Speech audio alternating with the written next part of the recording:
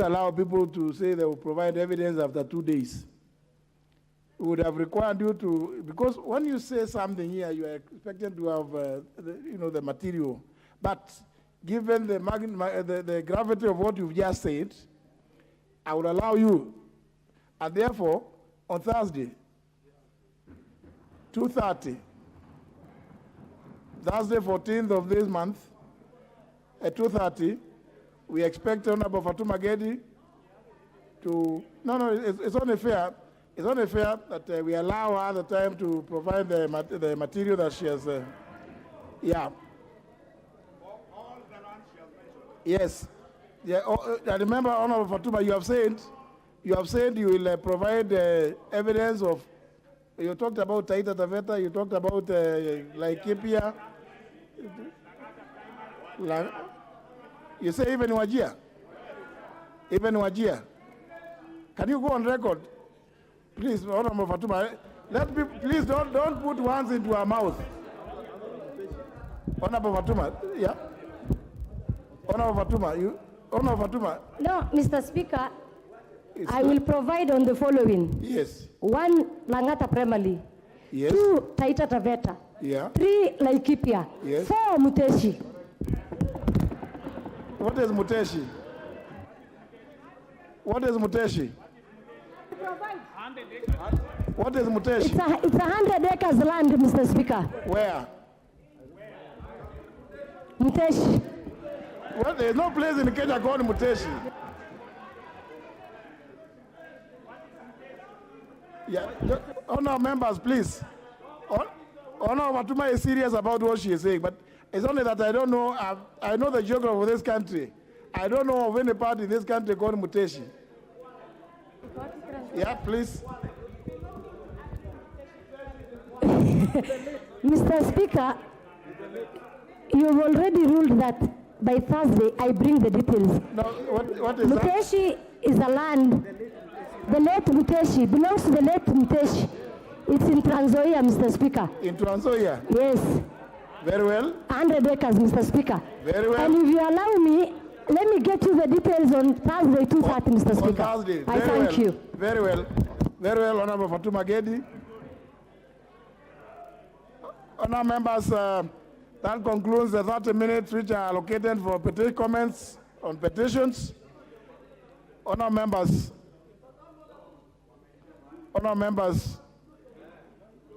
that concludes, and the petition stands committed to the Departmental Committee on Lands. Let's move to the next order. Order number 5, papers. Leader of Majority Party. Leader of Majority.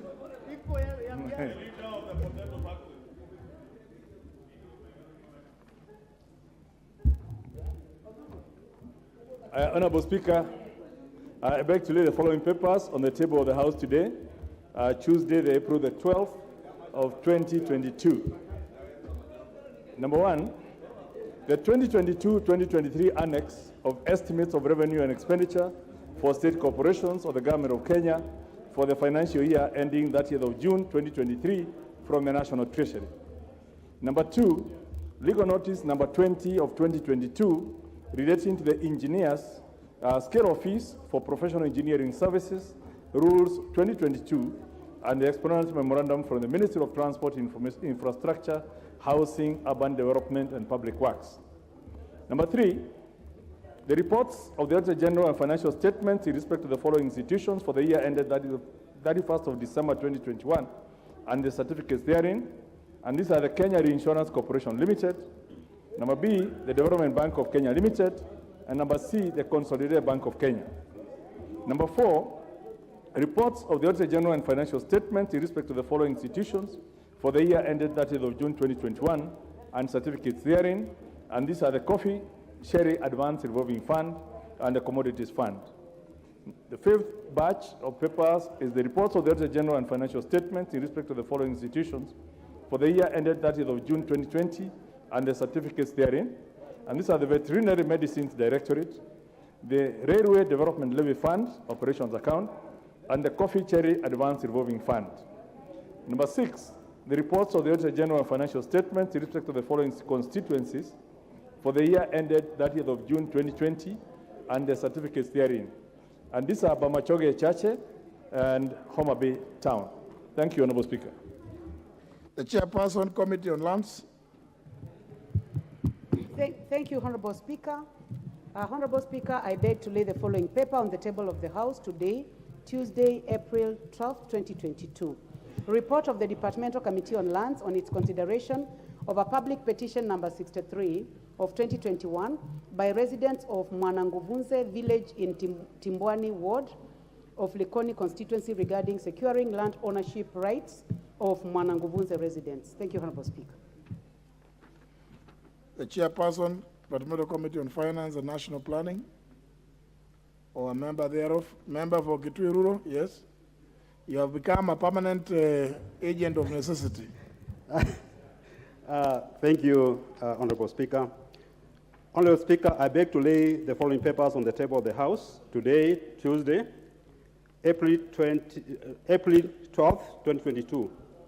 Reports on the Departmental Committee on Finance and National Planning on its consideration of 1, the petition pertaining the public petition number 09 of 2021 by agreed pensioners across the country regarding devolution of pension services, and 2, the public petition number 051 of 2021 by concerned teachers within the Republic of Kenya regarding financial support of the Central Bank of Kenya in the matter of Spare Bank Limited under Section 34 and 36 of the Central Bank of Kenya Act.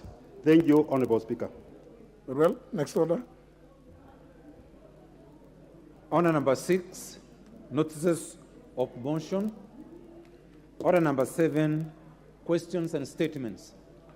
First segment on questions. Member for Msambweni, the only question available, Honorable Faisal.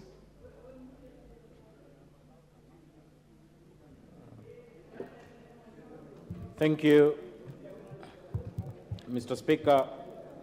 I rise to ask question number 106 of 2022, directed to the Cabinet Secretary for Interior and Coordination of National Government. 1.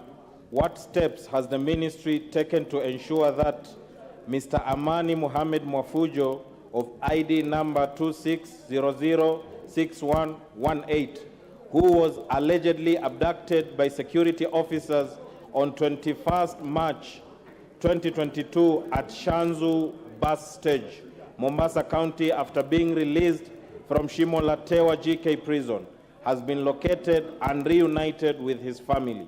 2. What is the status of investigations into the said abduction as reported at the Bamburi police station on 22nd March 2022, via occurrence book number 13/2022/03/2-22. Number 3, what measures has the ministry put in place to address increased cases of mysterious disappearance of persons across the country? Thank you, Mr. Speaker.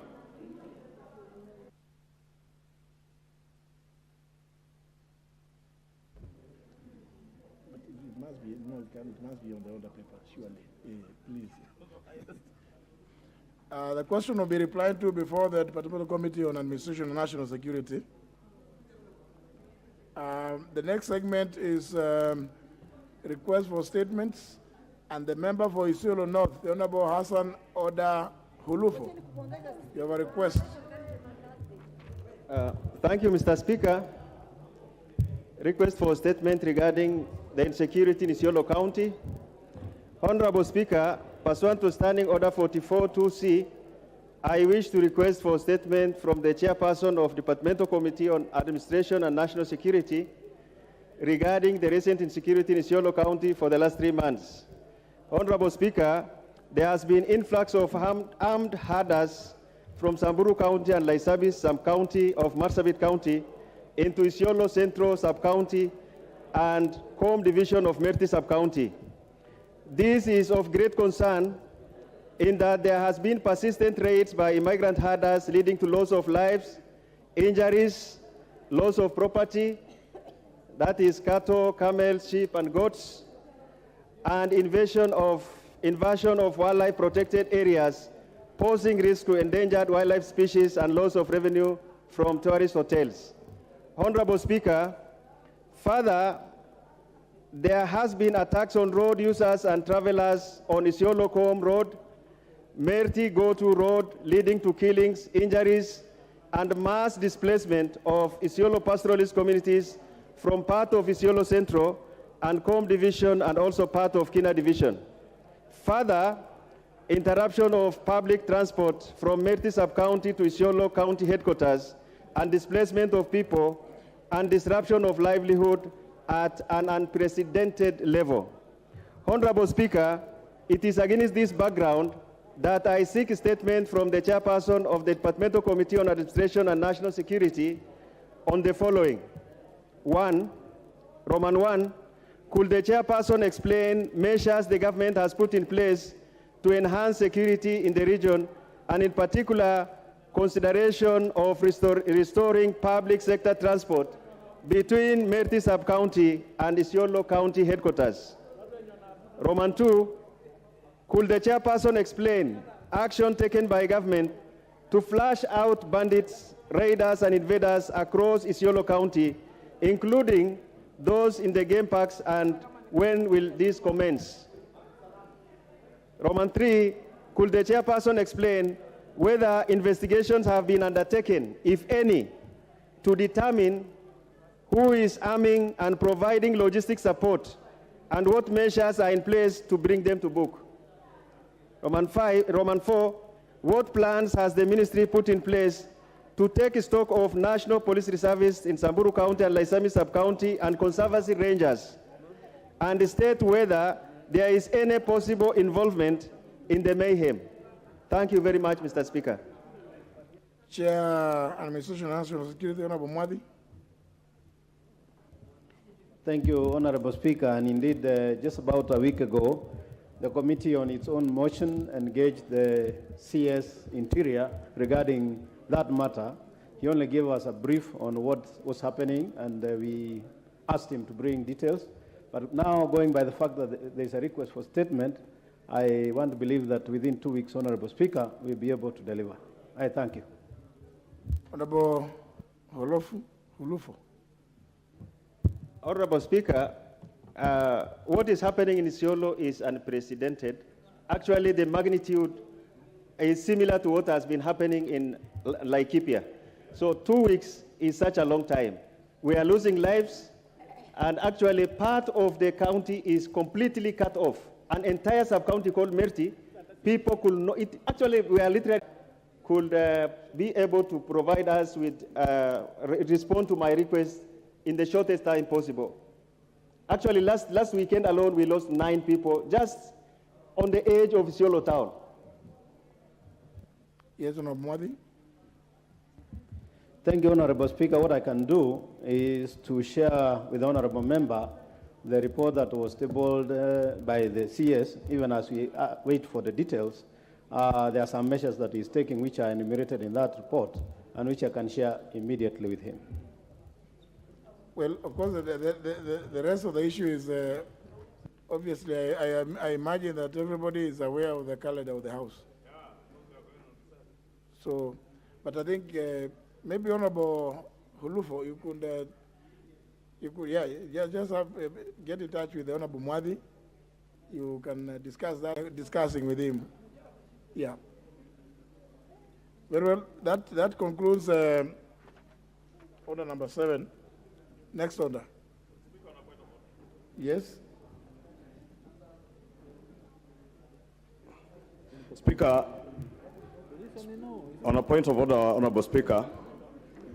Honorable Speaker, on the 25th of January 2022, we had the political parties membership regulations of 2021 tabled before the House, Honorable Speaker, and they were committed to the relevant committee, Honorable Speaker.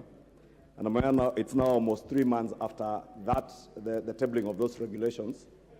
And I am aware, Honorable Speaker, that the Office of the Registrar of Political Parties has been using these regulations without either the approval or annulment of this House, Honorable Speaker. And the committee has never come back to the House to advise us whether to either approve those regulations or annul them, Honorable Speaker. And I wanted to get your guidance because I have a feeling, Honorable Speaker, it could be a very deliberate attempt to have these regulations take effect through the attrition of time, and it's only fair that we get an opportunity to be able to interrogate as plenary what is contained in those regulations, Honorable Speaker. Honorable Speaker, 2 is on the issue that has just been raised on the matter of Isiolo, and I wish the chair of the Security Committee and the Vice Chair, Honorable Gedi, would be listening, because, Honorable Speaker, the issues, and Honorable Abdisalan there had also raised the issue of insecurity in Isiolo. Now, see which one do I listen to? See if I listen. Thank you, Honorable Speaker. And Honorable Speaker, if you can advise, if you can also protect me from the member for Kipipiri or the leader of the minority within the majority, formerly majority party, so stop shouting at me from his seat and be patient, because I cannot be intimidated by the shouting of a man from Kipipiri, Honorable Speaker, and he knows himself. Honorable Speaker, I was saying on the issues to do insecurity, Kimunya, you either allow me time or act in a manner befitting the office you hold as leader of the minority within the majority, formerly majority party. Honorable Speaker, I was saying the issues of insecurity, Honorable Speaker, and I'm happy now Gedi and Honorable Gedi and Honorable Mwadhi could now listen. The Honorable Abdisalan had also raised that issue of insecurity in Isiolo. And I want it to be on record, Honorable Speaker, that is not just Isiolo, Honorable Speaker. It started in Laikipia, as the Honorable member from Isiolo has said.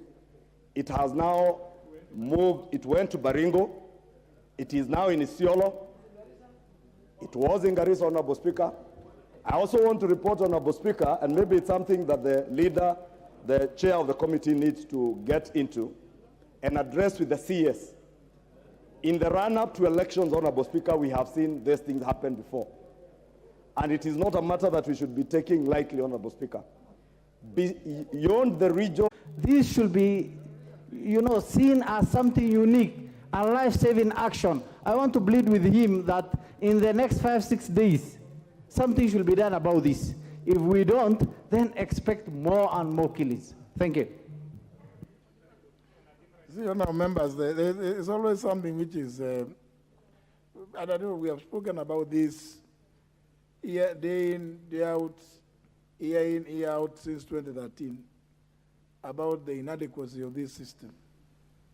But there we are. We still have to to live with it, because the Honorable Mwadhi can only undertake to go and fight. In fact, take this statement. Not even him.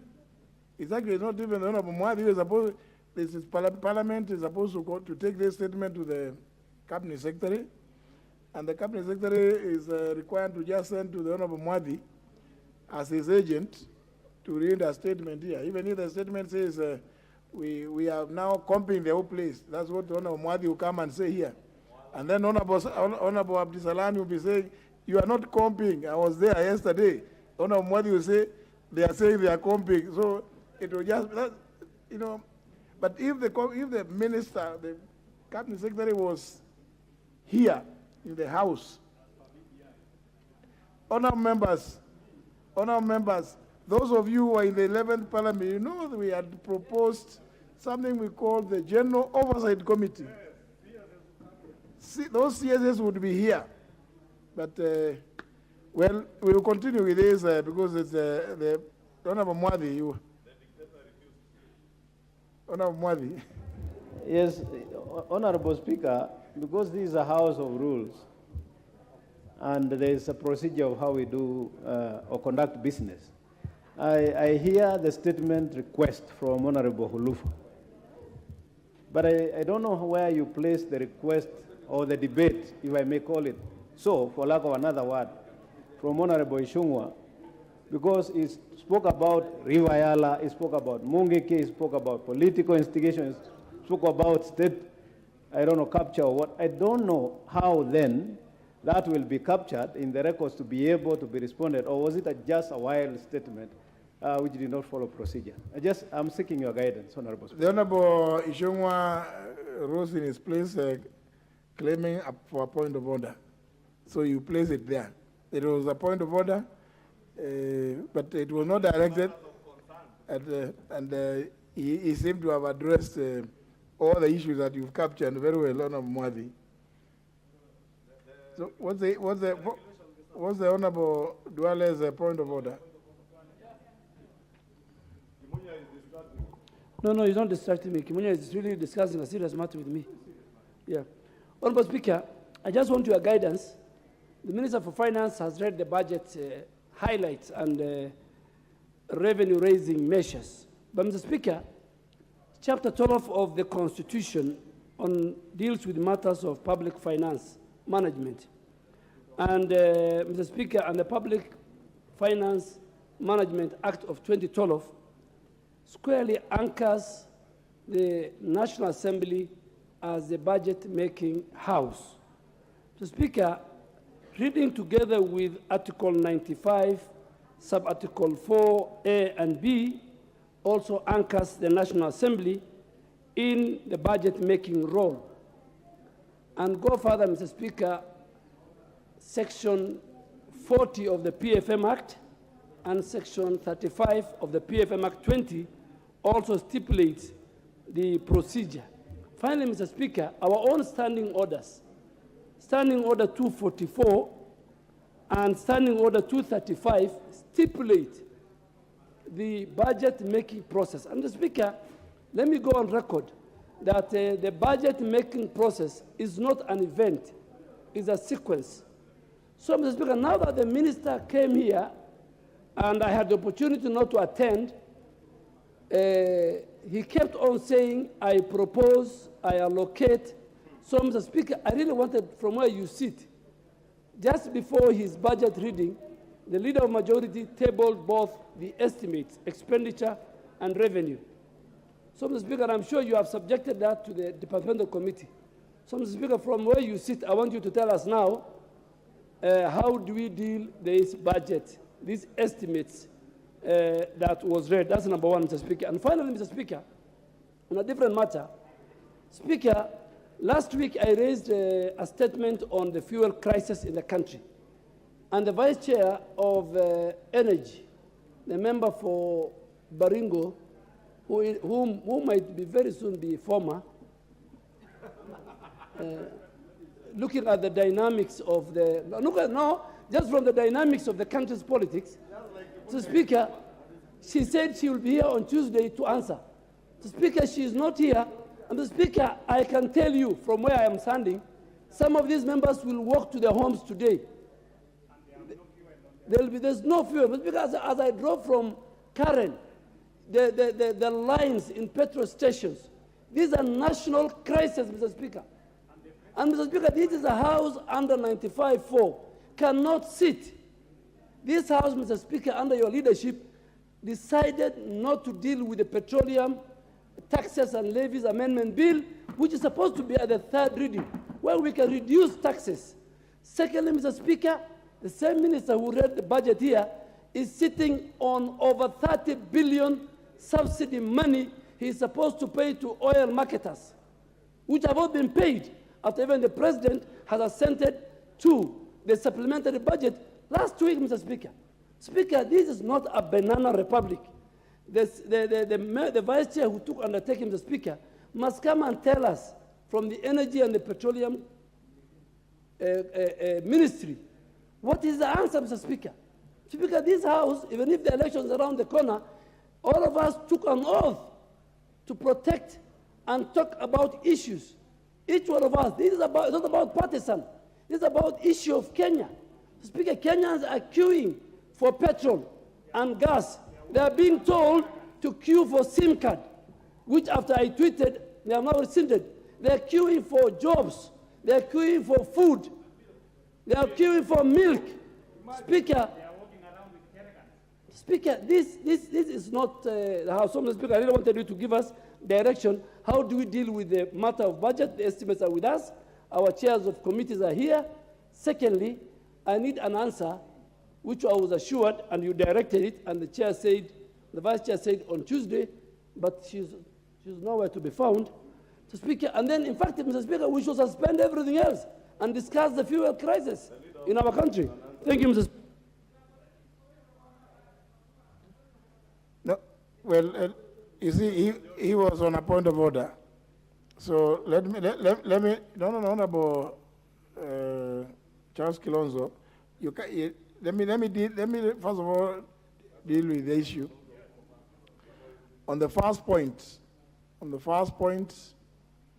as we all know, provisions of Article 95, Clause 4, and particularly Paragraph B, it is this House that appropriates national revenue to all the national state organs, including Parliament, Judiciary, and the National Executive, and all other independent institutions and offices.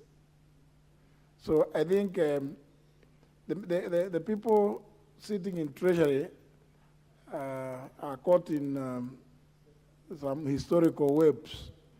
The language seems to be giving them a lot of problems because they are used to coming here and saying, I'm going to do this, I'm going to do the other. They have completely ignored that it is not their function to allocate, to purport to appropriate. It is that is the function of this House. And Kenyans, in adopting the Constitution, made it very clear. So they can propose to the House. In fact, all they need to do is just look at what happens in other jurisdictions. You propose to the House where the House has similar constitutional mandate like ours. You propose to the House. It is the House to deal with your proposals. But Honorable Duale, you know, sometimes we just forgive them for they know not what they say. I mean, you know, we're trying to tell them, please, you can only make proposals. It's okay for them to propose. And remember, you and I, Honorable Duale, and I'm sure several members here will recall that we went through a very rigorous process. Those of you who recall, after the new constitution was adopted in 2010, the 10th Parliament, grappling with the issue of budget, the presentation of budget, even as the 10th Parliament was enacting the PFM Act in 2012, were unable to come up with how the House, as a House, would receive those highlights. And the 10th Parliament then, Honorable Charles Kilonzo, you are there, unless you have forgotten, you provided that the budget highlights will be presented before a committee, and because of the provisions of Article 121 on quorum in the House, you provided that committee, being the Budget and Appropriations Committee, would comprise of 51 members so that the House will coordinate, or the committee will act like a House. But remember, when we came in 2013, we found that really quite unworkable, that the rest of East Africa would be, the ministers responsible for finance would be presenting budgets before the people's representatives in their parliaments. And it is you members who then reorganized the standing orders very quickly. And I must thank the members of the House for coming up with that proposal and for the House to have accepted. Then you provided and requested that I always, every year, I make provision for the Cabinet Secretary because he can't step on the hallowed floor of the House. Being an unelected official, he cannot purport to step where you are stepping, the Honorable Shamala, because he will, you say they are going to adulterate the hallowed floor of the House. So you directed that I prepare some space up here, some corner here, where he will come and patch himself with the staff, but then we give them an opportunity to be heard. That was the improvement that we had to do. So they cannot, he can therefore only come and make some proposals and then hand over the documents to the office of the clerk for distribution to the various departmental committees, which has already been done. So the committees are at liberty now, Honorable Duale, to go and comb through the various proposals, comb through those proposals, and when you sit with the Budget and Appropriations Committee, agree or disagree. I mean, you are not bound by those proposals. Nobody is bound. Those are just because as it is, there would be still be proposals from Australia. You know, you are not quite bound by those. So you are at liberty.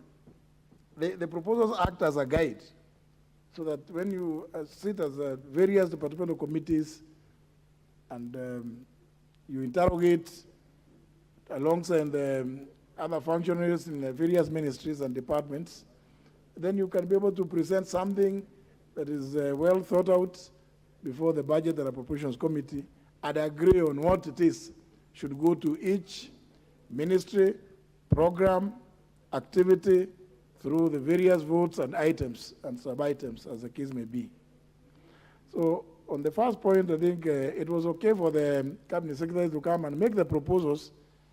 It may be inappropriate for them to purport to allocate or even appropriate, purport to claim to appropriate. But we forgive them for using those words.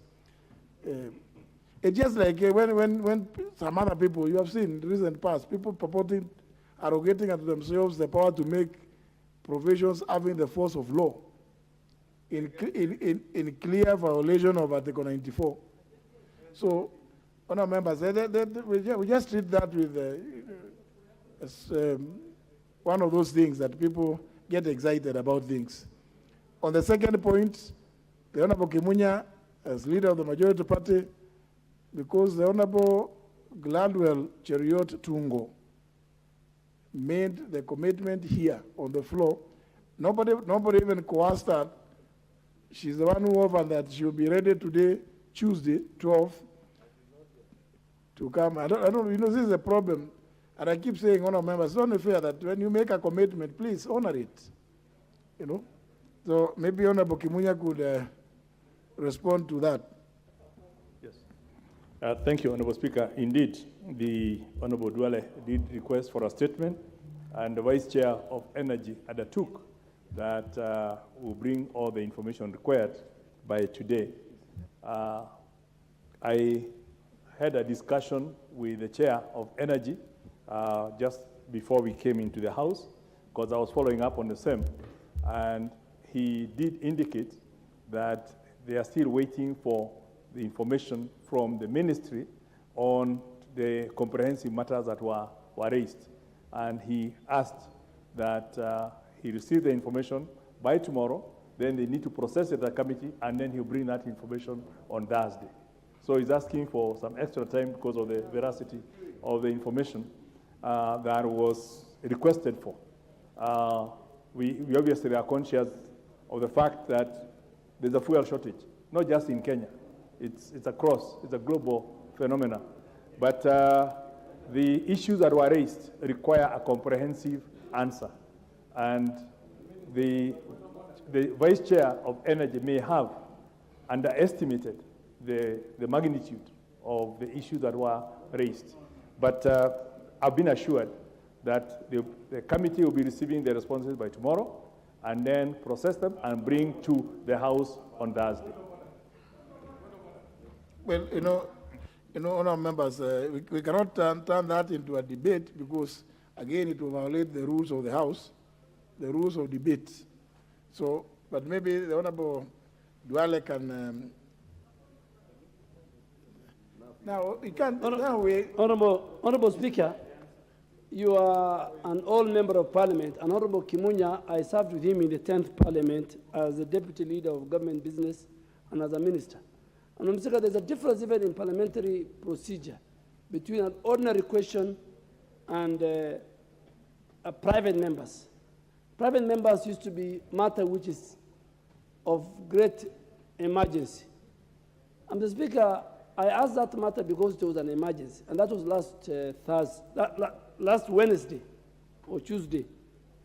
So, Mr. Speaker, it is, no, Thursday was the budget day. I asked on Wednesday.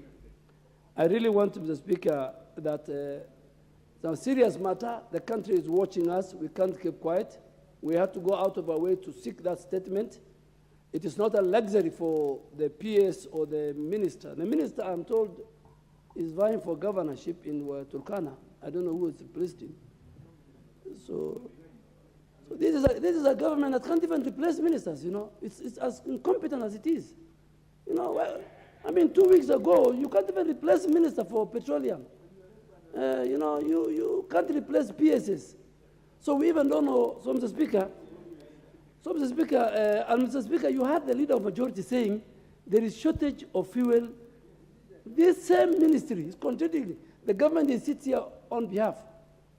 And a very competent minister for energy, Ambassador Monica Juma, went and said we have over 1 million liters of petrol, 2 million of diesel. So the issue is not about Kenya Pipeline said we have 62 million. I can't use the word that we are wet. That's a different. Mr. Speaker, can you help ask Honorable Sonkok to use parliamentary language? You know, he's saying they have said they are wet. You know, that's not parliamentary.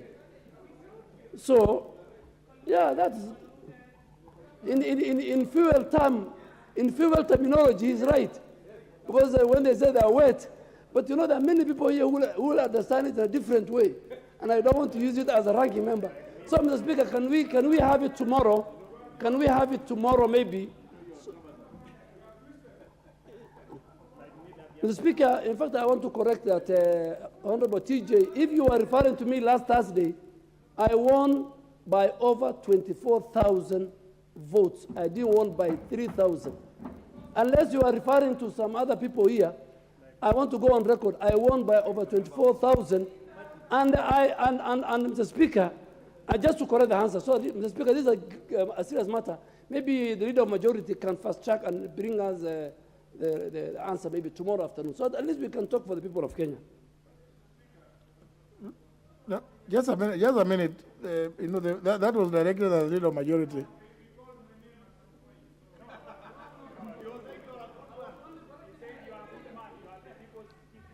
Honorable Gemunya, he made a request. Is it possible? Yeah, Honorable Speaker.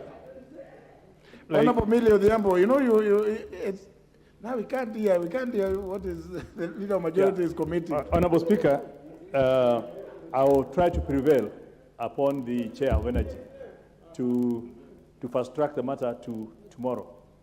But to tomorrow afternoon, if it's possible. But I'm also aware that part of the problem we are having is because of speculative holding by people expecting a price change on Thursday, on the 14th, when the new price will be made. But I want to, without speculating, I would want to tell those who are holding, they'll get a big surprise. They better release the fuel. The point of order from the member for Yatta. Honorable. Mr. Speaker, one advantage of having stayed in this House for many years is to remember the history. Mr. Speaker, in as far as I can remember, the Speaker in most occasions does not allow members to speak from both sides of the mouth, Mr. Speaker. And Mr. Speaker, I want to give you an example of Honorable Ndwale. Today, to come and say he's fighting for cost of fuel to be brought down, while the same Honorable Ndwale was lobbying for increase of VAT, Mr. Speaker. Yes. Members should learn to live with their sins, Mr. Speaker. The same Honorable Ndwale, Mr. Speaker. So, Mr. Speaker, again, another member who has a habit of talking from his two sides of the mouth is none other than the former chair of budget. Yes. And that is Kimani Ichung'wah, and he's running away, Mr. Speaker. Only last week, Mr. Speaker, on the matter of security, Honorable Kimani Ichung'wah said money for security should be diverted to go and buy fertilizer, Mr. Speaker. I reminded him, Mr. Speaker, members who come from Eastern Province and Central don't understand living in areas where there's insecurity, Mr. Speaker. And today is here busy talking about insecurity, Mr. Speaker. The problems we have now is the former budget chair cutting money to go to Minister of Interior. Policemen are struggling, Mr. Speaker, in hardship, no armored vehicles, no protective gear, Mr. Speaker, and he comes here to lecture us about insecurity, Mr. Speaker. So, Mr. Speaker, my appeal to the chair is don't allow those two members who have caused these problems when they used to be sycophants of the system. Now that they have seen the light, Mr. Speaker, they should not be given all that airtime because they are already a nuisance in this house, Mr. Speaker. You know, Honorable Kilonzo, you know the danger of mentioning a member is that now the member will want also to respond.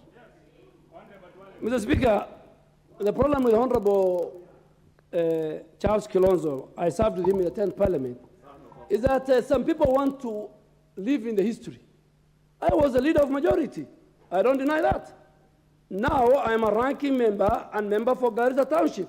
So if you expect me to live in the history of the leader of majority, Mr. Speaker, if it is about speaking from both sides of your mouth on matters security, this same Charles Kilonzo has a history. His father was a commissioner of police. When Ouko died, when Robert Ouko was killed, he's being haunted. He's being haunted by security. Shame on you. This is what are you talking about? His father was a culprit. His father was part of that. So if it is about speaking from both sides of the mouth, your father and your family need to tell us answers. Tell answers. How Ouko died, who was involved, and everything. Shame on you. Now, honor members. No, honor members. Honor members, you see, I know these are exciting times, and if we are not careful, members could find. But that's what the leader of majority has given you. What? No. You don't. What do you mean? No. You can't. No, Honorable. No, but the matter has already been concluded.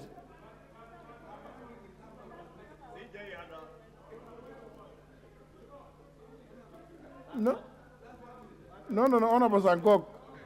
Not on that matter. That matter, the response was, you see, first of all, the person who undertook to give the answer is not in the House. Now, the leader of majority has given some undertaking.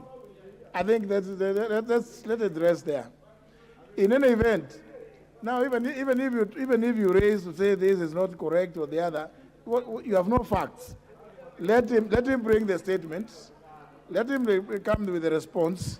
Then we can debate it then. Honorable Kajuang, what is your point of order? Mr. Speaker, something is troubling me. Is honorable member for Suba North in order to say that the grandmother of member for Garissa Town was a colonial chief? Is this in order? Is this in order, Mr. Speaker, sir? Now, please, Honorable TJ, I've not heard the member for Super North talk about anybody's grandmother.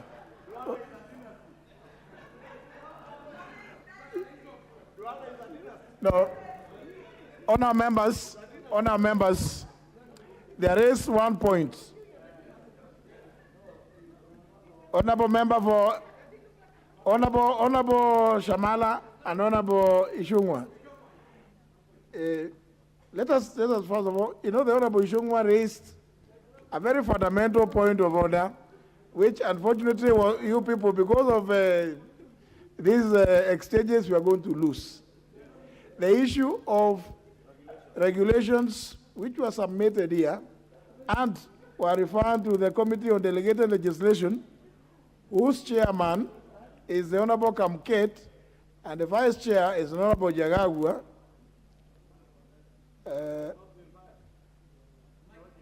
But I do know from experience and practice that the committee is literally run by the member for the Raka. So why don't we get the member for the Raka telling us where those regulations are? Because, as you know, under the Statutory Instruments Act, you see, a regulation-making body is required to, after getting them gazetted, table. Once they are tabled, they continue having force of law until such time as they may be annulled. So maybe the Honorable Murugara, because I know you are the one who runs that committee. The other one is merely your agent. Thank you, Mr. Speaker, for those accolades. It's true, I actively participated in that committee, and last week we had a discussion regarding those regulations. In fact, it was in a retreat. We've not yet made a decision on them, so they're lying somewhere. Unfortunately, Honorable Kamket is not here. Honorable Jagagua has also traveled. I think we need to move with speed. Honorable Kamket must be in Tiati or somewhere, or is complaining because they are getting shortchanged by in Azimio. They had very high expectations, but those expectations are actually done. They're dwindling every day, and I think that's where Honorable Kamket is. When he comes, he's going to say where the regulations are and what we are supposed to do with them, because we need to take a decision and bring that decision to the House. As we agreed, the committee is just supposed to consider, make a report and bring it to the House. Not that we are going to do it the normal way, whereby the committee, if it approves, then they move straight to operation. They have to come to the House. That was the agreement, and I hope the chairman is actually going to do it that way. Thank you, sir. But you don't know how on the House is said to go to recess on Thursday evening. You have the regulation. Sorry. The House is said to go to recess on Thursday evening this week. Yeah. And does not report back until the 9th of May? We are coming back on the 9th, and that's a long time from now. So the net effect is we should have actually be having that report tabled to the House, possibly by tomorrow. And I'll get in touch with the clerk to say it is required here as a matter of, I mean the clerk of the committee, the clerk assistant, so that we can have them tabled and possibly debated before the House goes on recess. Very well. Thank you. Very well. I think it's important that happens. I think that concludes the various points that have been raised. Let's move to the next order. Order number 8, procedural motion. Yes, Honorable Kajuan. Yes. I thank you for allowing me to rise on a point of order. On a very, actually, on an intervention, not quite a point of order. Mr. Speaker, sir, you have been our bulwark in taking care of welfare of these members. And as the chair of the Parliamentary Service Commission, you've done a fantastic job. Many of us, you have mentored us to where we are. But, Mr. Speaker, sir, a few things happened in the recent past that are worrisome, especially for members from Nairobi and areas in the environs, like Kikuyu, like Kiambaa, and so on, in which some bodies who believe they have a constitutional mandate have drastically reduced members' compensation to the chagrin of those members, drastically so. And you know, we are very keen. We have been following, even the commission, we have been following the Parliamentary Service Commission. We know that they have looked very hard on their compensations and emoluments, and they have improved quite a while in one places or the other. So it is, you know that, Mr. Speaker,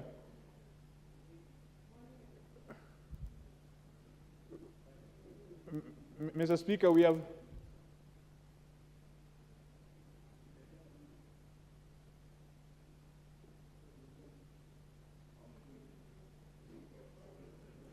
Mr. Speaker, you know we have had almost what other people have referred to running battles when it comes to the question of compensations and emoluments concerning members, especially members from Nairobi and the environs. And you have been the one who has stood out very clearly. Even when our principals elsewhere have spoken against it, you have maintained your resolution that members should be in a place that they can offer service to this country. I don't want to request for a kamkunji because it is not within the standing orders. But this is an issue that really concerns us.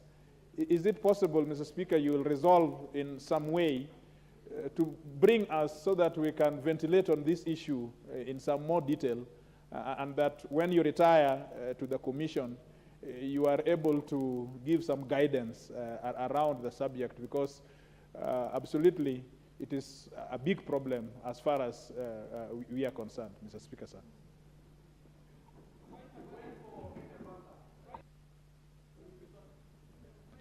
The only problem with Honorable Kajwang is, I don't know, you wanted to have it ventilated where?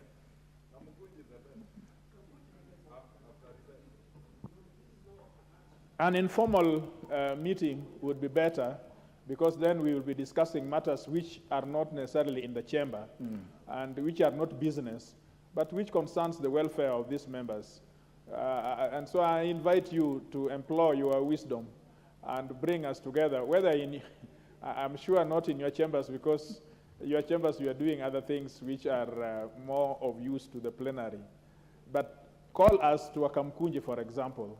We are able to ventilate much more on this. Although even the current, the most recent representations to that body contains our position on that issue of Nairobi, members from Nairobi and its environs. The most recent representations to that body, you know that body, is still very active there. So I don't know how, maybe Honorable Kajwang, we can discuss it out of here, out of the plenary. Right? Because I know you ably represent what the other members would want. It's the same thing, I know. So I'm sure we can discuss it. Member for Suba North. Thank you, Mr. Speaker. Mr. Speaker, I'm not rising on the issue of whether Duale's grandfather was a colonial chief who was harassing Kenyans. But, Mr. Speaker, I think probably in tandem with what Honorable Kajwang is saying, there are certain things that I think we need to discuss as a House, which perhaps we may not put in formally. So I was requesting that perhaps we have a Kamkunji after when we return. One of the issues of concern to me, Mr. Speaker, is the issue of the calendar, parliamentary calendar. You can see most of the parties are actually conducting their primaries. This week, I'm supposed to be going for primaries on Thursday. Mr. Speaker, you will find that most members won't be here. I think UDA is having most people are having their primaries on Thursday. The same with the other parties.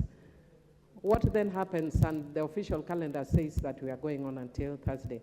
Since we already know, sort of how the other parties are likely to operate going forward, can we stagger the parliamentary calendar to take into cognizance that, and also to take into cognizance the fact that as we go to elections in August, I think now when you think in hindsight, it's actually miscalculated, that for CDF, people are already asking for bursary, especially post-COVID.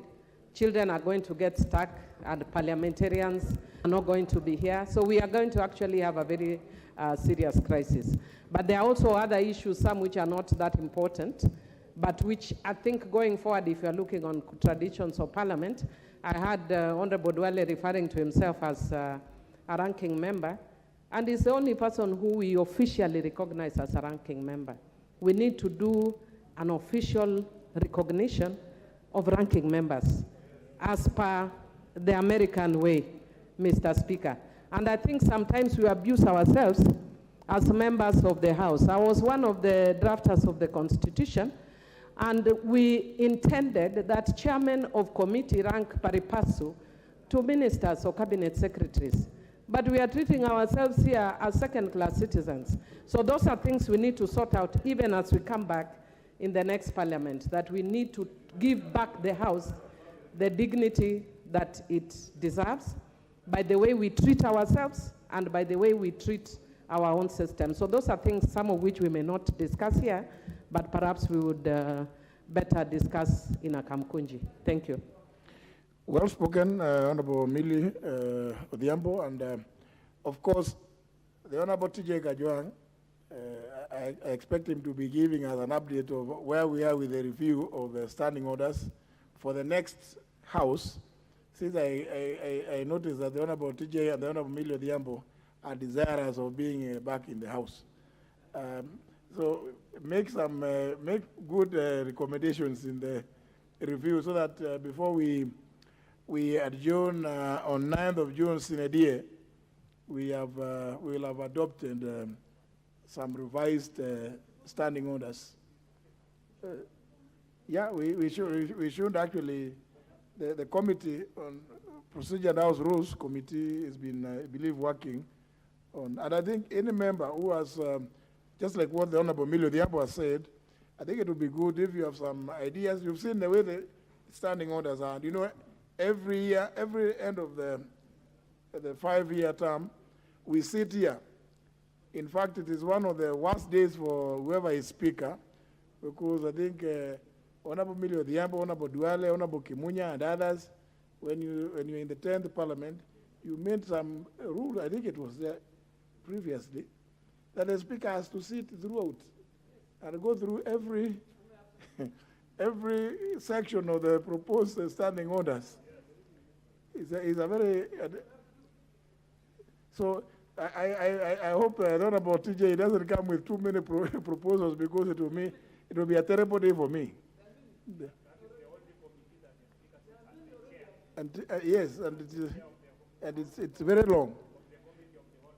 So, but nevertheless, the points made, Honorable TJ, Honorable Millie, I think those are good points, and maybe TJ you could inform, if you could get, if you are here on Thursday, perhaps you can give an update of where we are in that process of reviewing. Very well, thank you. Next order. Order number 8, procedural motion, reduction of publication period for a specified bill. The chairman, no, this is leader majority. Yeah, Honorable Speaker, I beg to move that notwithstanding the provisions of Standing Order number 120, this House resolves to reduce the publication period of the Finance Bill, National Assembly Bill number 22 of 2022, from 14 days to 4 days. And Honorable Speaker, the essence of this reduction is to facilitate the first reading of the Finance Bill so that it can be committed to the Finance Committee, and then they can start the work on considering this when we are on recess.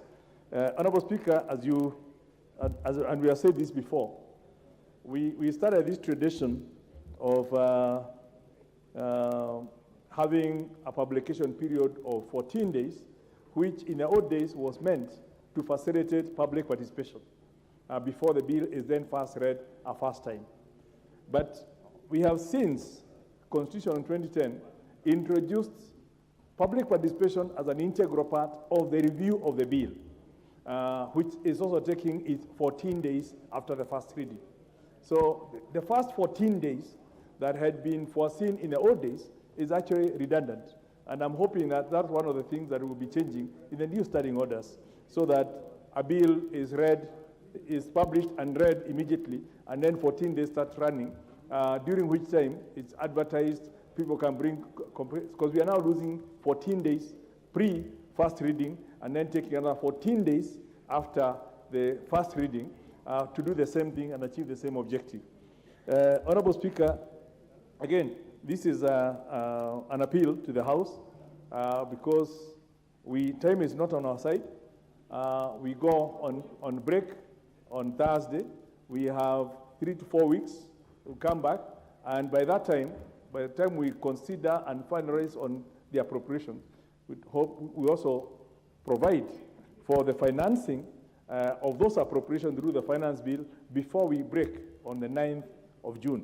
And because of all that, it's important that we can fast track as much as possible any bill to do with the finance bill.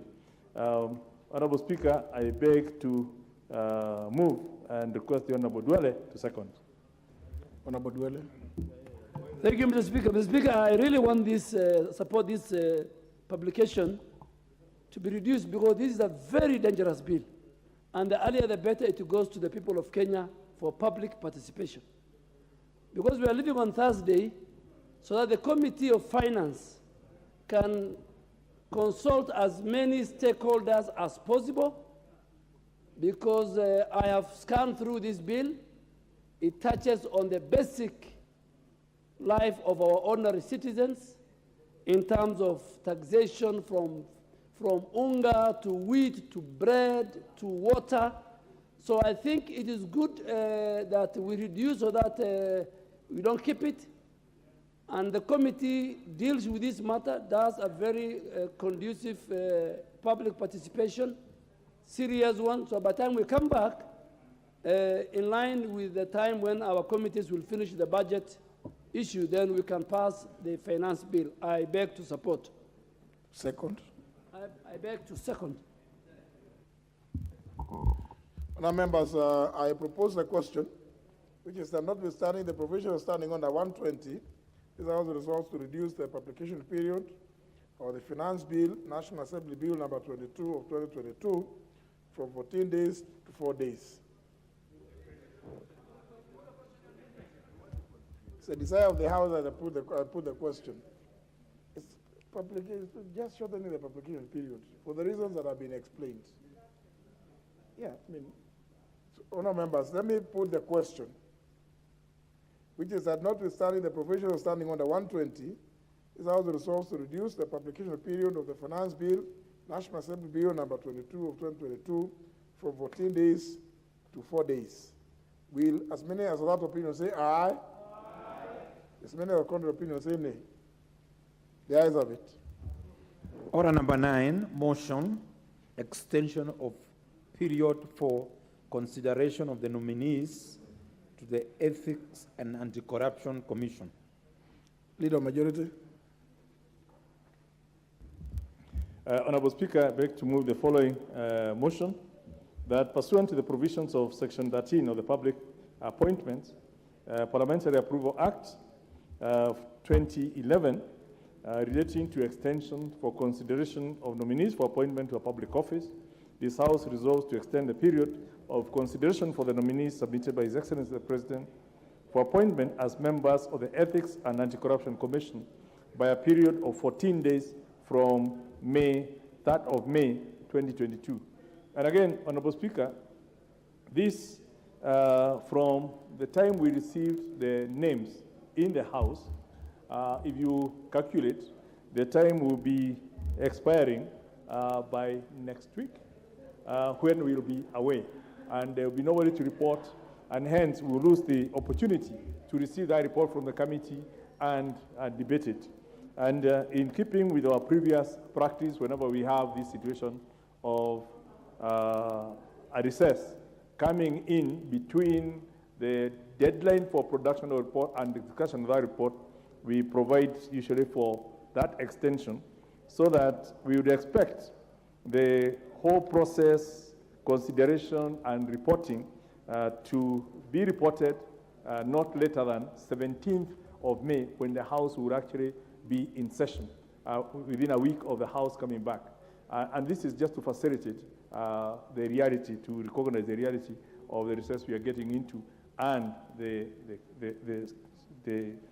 statutory limitations that are placed by the law, which we are also allowed to via through this extension with the approval of the House. Honorable Speaker, again, this is a straightforward matter. We need to ask the House that we approve it. I beg to move and ask the Vice Chair of the JLAC, the Honorable T.J. Kajong, to second. Honorable Kajong.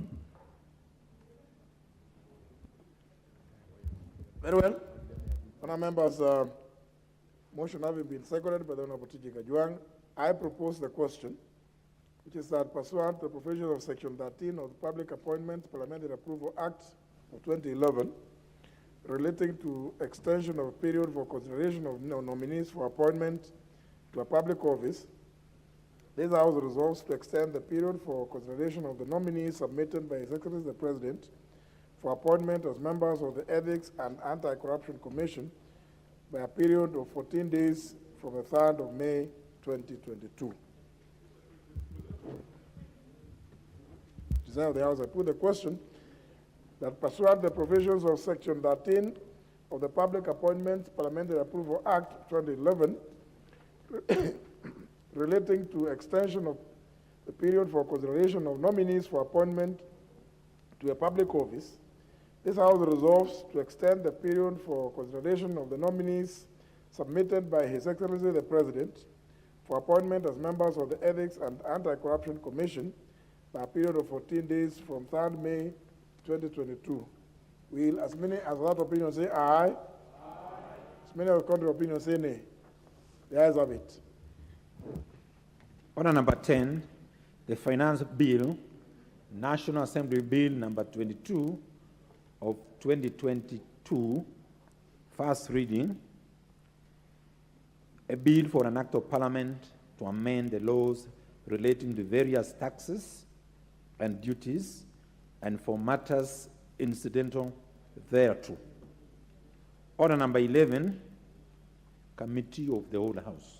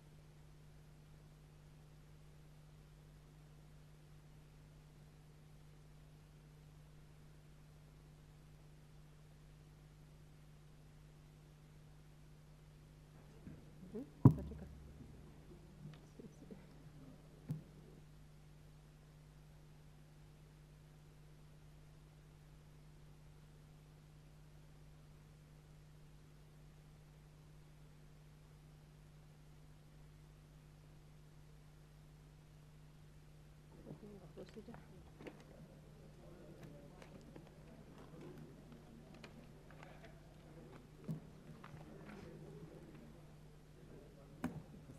Proceed.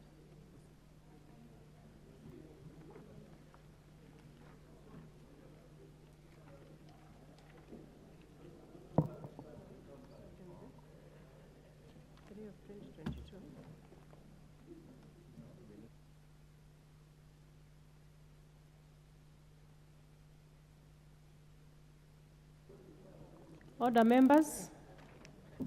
We are now in committee of the whole House to consider a number of bills, and we are going to start with the Elections Amendment Bill number 3 of 2022.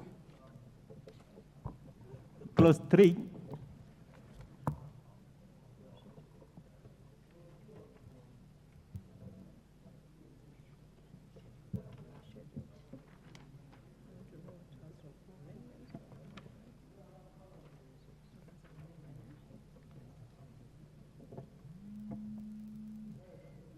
So we are on clause 3. And I propose the question that clause 3 be part of the bill. Chair, Jaylock.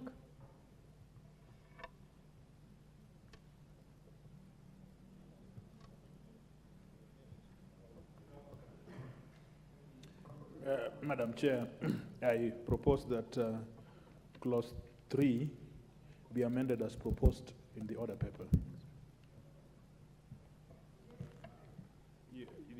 Speak to it I a little realize bit that for members to I follow. think I have to explain many of these things because when we sat the other time, I think many members sought for explanation. So I will be as brief as I can and try to capture the mood of the House.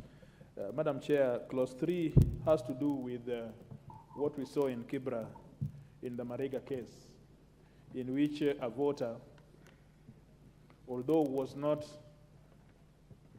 registered in that area affected by the electoral area, went and registered elsewhere and contested in the Kibra by-election. It was a very untidy way of doing things. But again, we also have to have a way in which we standardize this. If, for example, the by-election is concerning Kipipiri constituency, and there is no by-election that is going to come in Kipipiri, it's in the unlikely event that there is a by-election in Kipipiri, members from, voters from Ruaraka should not freeze, should not stop registering just because there is a by-election in Kipipiri. And so when you see the amendments in clause 3, so when you see us adding those words as you see, those words are supposed to insulate that kind of issue. In A, in A, B, and D. C is as in the other paper, really. It's not a big issue. The thing is, of course, there is no valid, a passport is a passport. It has to be a genuine one and a valid one to be a passport. But we are, for abundance of caution, saying that it should be a valid passport on behalf of the people in diaspora. You know, they own passports. But those passports have expired for one reason or the other. So when you do elections, they are going to go to the embassies and looking for an opportunity to cast their vote. So we need to be very clear and say, you need to come back and renew your passport and make it valid for you to be able to vote. So this is really the justification in the whole of clause 3. Right, I propose the question that clause 3 be amended as proposed by the chair. I go on to put the question that clause 3 be amended as proposed by the chair. Will as many as of that opinion say aye? Aye. Will as many as of a contrary opinion say nay? The ayes have it.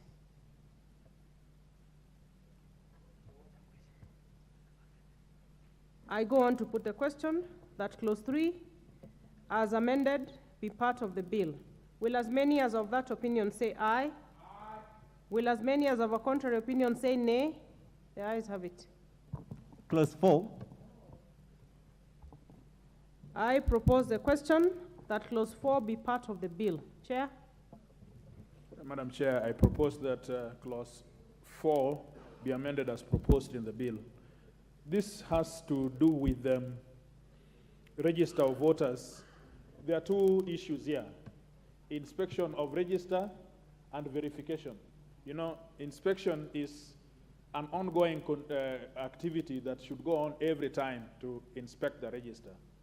But just a few days to an election, voters should have an opportunity to verify that their details are captured in the voter register.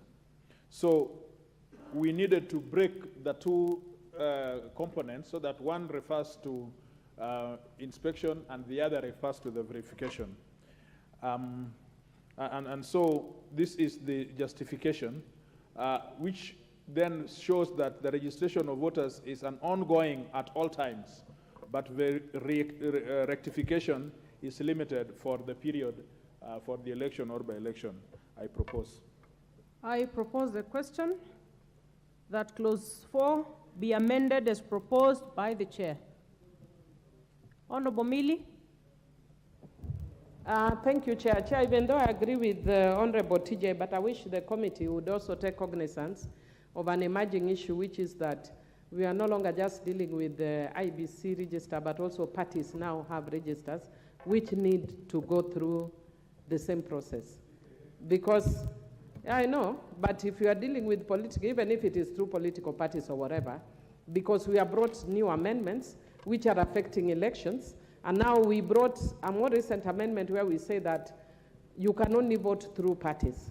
How then do you verify the party register so that if members have actually registered, then it's the authenticated register that then people use in the public? So that is something that the committee should pick up as well. Otherwise, on this one, I support.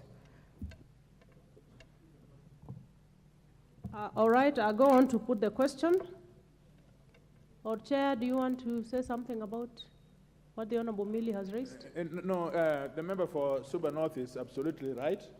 I think this concept of political parties is something which we are strengthening, and it is now emerging that registers, membership registers is now becoming a very important component of it. The other, last month, members of this House were not worried. But I can tell you that for the last 2 weeks, it has been a diarrhea for members.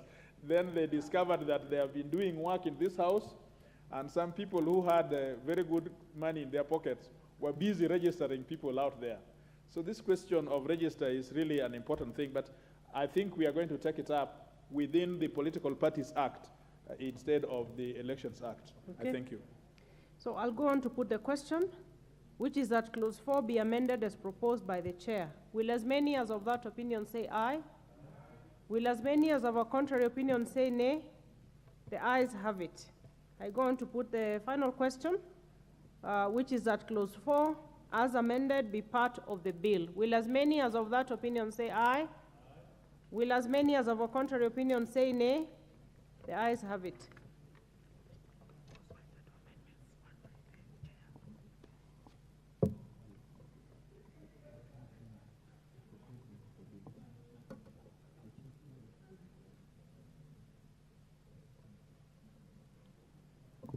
Clause 5. I propose the question, which is that clause 5 be part of the bill. And we have 2 amendments. And the chair, you can go first. Clause 5. Is Honorable Chair and Honorable Chairperson, I move that clause 5 be amended by deleting clause 5. Why? No, this is where we are. Members are not carrying the bill. If they were carrying the bill, they would almost have agreed with me. Now, this is where members were saying, this issue of mass movement of voters, especially we in towns. Today, I am giving bursaries, and everybody is coming and changing their votes so that they can benefit. Tomorrow, when the other person, Oluwach, who is my neighbor, is giving bursaries, they all migrate there. So there is this problem around movement of mass movement. But we agreed that this is a problem. I myself was one of those, and Oluwach, who was sitting in the same committee, both of us agreed that this is an issue. But we are first and foremost lawyers, and then we are legislators who have sworn to protect the Constitution. The manner in which IBC presented the proposals was such that we could not support it because it was unconstitutional. Why? Because they are asking voters to show that they are resident in that constituency, or that they have a building in that constituency, or that they have employment. We thought that that is being very rude to the Kenyans. The people I represent, if you ask them, do you reside in this building or in this constituency? Yes, they would not. They don't have. They don't have the pieces of paper that would show the lease, which member for Kiminini would have to show. The incoming governor would show that that they are residing in this constituency. Or if you ask for employment, we know that nobody is employed in Kenya. I mean, that is extreme. But yes, the majority of Kenyans that we work for are unemployed. So to ask them to show that they're employed is actually an abuse to them. So we have asked them that it is a limitation of Article 38, and we understand where they're coming from, but we have asked them to find a better legislative proposal that answers to this issue for 2027. And that is why we are deleting it. It was in the bill, but now we are deleting it. So, in short, they don't have to show those papers that they were supposed to show under the bill. Okay. Well, it is overtaken by events anyway. Yes, but member for Suba North, what we are saying is that let the government, we inclusive, and those of us who are going to go into government, let us also upgrade Article 43 and give people houses, decent houses. Yeah, if we don't address that, this becomes an abuse to local people. Yeah, thank you very much, okay. Madam Speaker. I propose a question that clause 5 be amended as proposed by the chair. I go on to put the question, which is that clause 5 be amended as proposed by the chair. Will as many as of that opinion say aye? Will as many as of a contrary opinion say nay? The ayes have it. I put the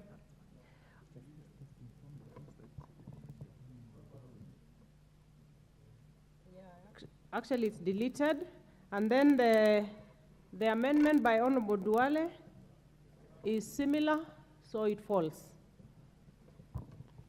Clauses 6, 7, 8, 9, 10, 11, and 12. There are no amendments on these ones, and I propose a question, which is that clauses 6, 7, 8, 9, 10, 11, and 12 be part of the bill. And I proceed to put the question, which is that clauses 6, 7, 8, 9, 10, 11, and 12 be part of the bill. Will as many as of that opinion say aye? Will as many as of a contrary opinion say nay? The ayes have it. Clause 13. I propose a question that clause 13 be part of the bill. And here again we have two amendments. The chair, you can go first. Madam Chair, I propose that that clause 13 be amended as proposed in the order paper by deleting paragraph B Roman 2. Now, this is the reverse of clause 3. The Mariga case we were talking about, it was trying to create that type of, it was trying to fix that kind of situation. But again, we looked at it and we said that it is unconstitutional because you see, you cannot put a feta or add, you cannot add a liability on the Constitution, I mean, on legislation, which is not given by the Constitution. So we said that delete this as a violation to Article 38(3) of the Constitution. Having carried the one we carried in proposal in clause number 3. So it fits very well and there is no ambiguity in law. It is certain. I propose. I propose the question, which is that clause 13 be amended as proposed by the chair. I go on to put the question, which is that clause 13 as amended, be amended as proposed by the chair. Will as many as of that opinion say aye? Will as many as of a contrary opinion say nay? The ayes have it. I put the final question that clause 13 as amended be part of the bill. Will as many as of that opinion say aye? Will as many as of a contrary opinion say nay? The ayes have it. And Honorable Duale's being similar, it therefore falls. Clause 14.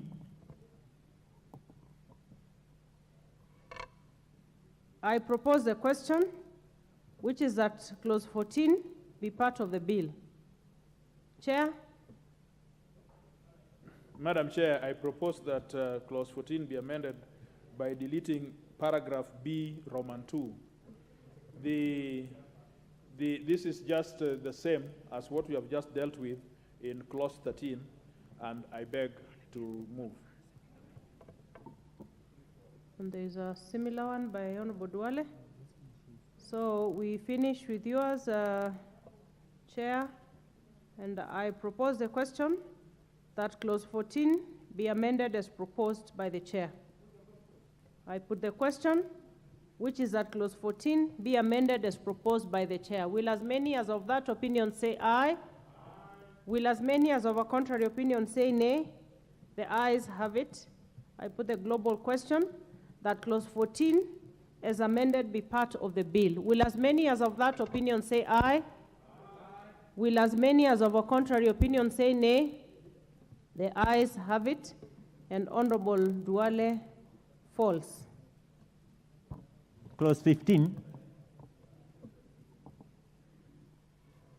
I propose that clause 15 be part of the bill. Chair? Madam Chair, I propose that clause 15 be amended as in the order paper by deleting paragraph A. We have taken this in consideration in Political Parties Act as a consequential amendment. And so this is, as the leader would say, otious. I propose. Okay.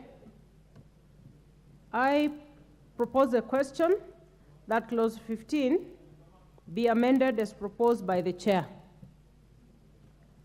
And I go on to put the question, which is that clause 15 be amended as proposed by the Chair. Will as many as of that opinion say aye? Will as many as of a contrary opinion say nay? The ayes have it. I put the final question that clause 15 as amended be part of the bill. Will as many as of that opinion say aye? Will as many as of a contrary opinion say nay? The ayes have it, and Honorable Duale's being a similar one, it falls. Clause 16. I propose the question, which is that clause 16 be part of the bill. Honorable Chair? Madam Chair, I propose that clause 16 be amended by deleting clause 16. Now, this is the sweetener of it all. That members, the 10-day window, the proverbial 10-day window, I'm sure Honorable Sankok does not need this, but you then can now move from the party in which you have been to independence. So I know the member for Kisumu East is very excited because he is already there, so he's an independent mind. Anybody who wants to go there should consult him. Don't go there until you consult him. So that is one, but the second justification is that we have carried on paragraph A the amendments in the Political Parties Act. So this is just to clean this part up. We are not allowing, but we are saying that the window now exists. We have dropped that clause which would have tightened that window. So then this window is relaxed. I know that member for Suba North is not going to use this window because she likes using doors, not windows. So I am sure that he will use the doors that he is always used to into coming to this house. I propose. I propose the question, which is that clause 16 be amended as proposed by the Chair. Honorable Amalo. Thank you, Madam Chair. I rise to support that amendment. In life, Madam Chair, there must be checks and balances. And for those people, in one way or another, maybe they were disadvantaged, they should be given that opportunity. And this, Madam Chair, I think will put parties in check so that you don't apply anything that maybe might not be applicable as far as democracy is concerned. So people can participate in party primaries, also knowing that in case of anything has been contravened or contrary to the law, that provision of the 10 days should be maintained. It will also help in checks and balances. I thank Madam Chair and I support. Honorable Millie. Thank you, Chair. Chair, if I was not a Democrat, I wouldn't be supporting this because, Chair, the first time I vied, one of my opponents, after I defeated him in the party primaries, went as an independent. He came back and I defeated him. The second time again I vied, the person who came in, who I defeated, came in as an independent again, and I beat him even by a bigger margin. Madam Speaker, I know this is also likely to play out now again. But, Madam Speaker, so that people don't consider you what is called a siamagilot or selected, Madam Speaker, if people complain, let them come, let them go independent, and let us face each other off. So that window of 10 days, Madam Speaker, I'm okay with it, because so that people don't feel that they are being oppressed. Even when they are not oppressed, they will still feel that they are oppressed. So let them have that opportunity. I support.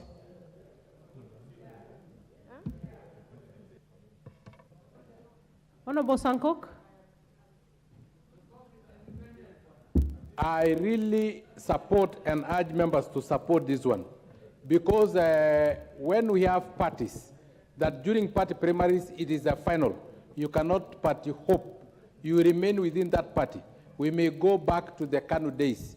We may have these dictatorial parties, Honorable Speaker. And you see what is happening now.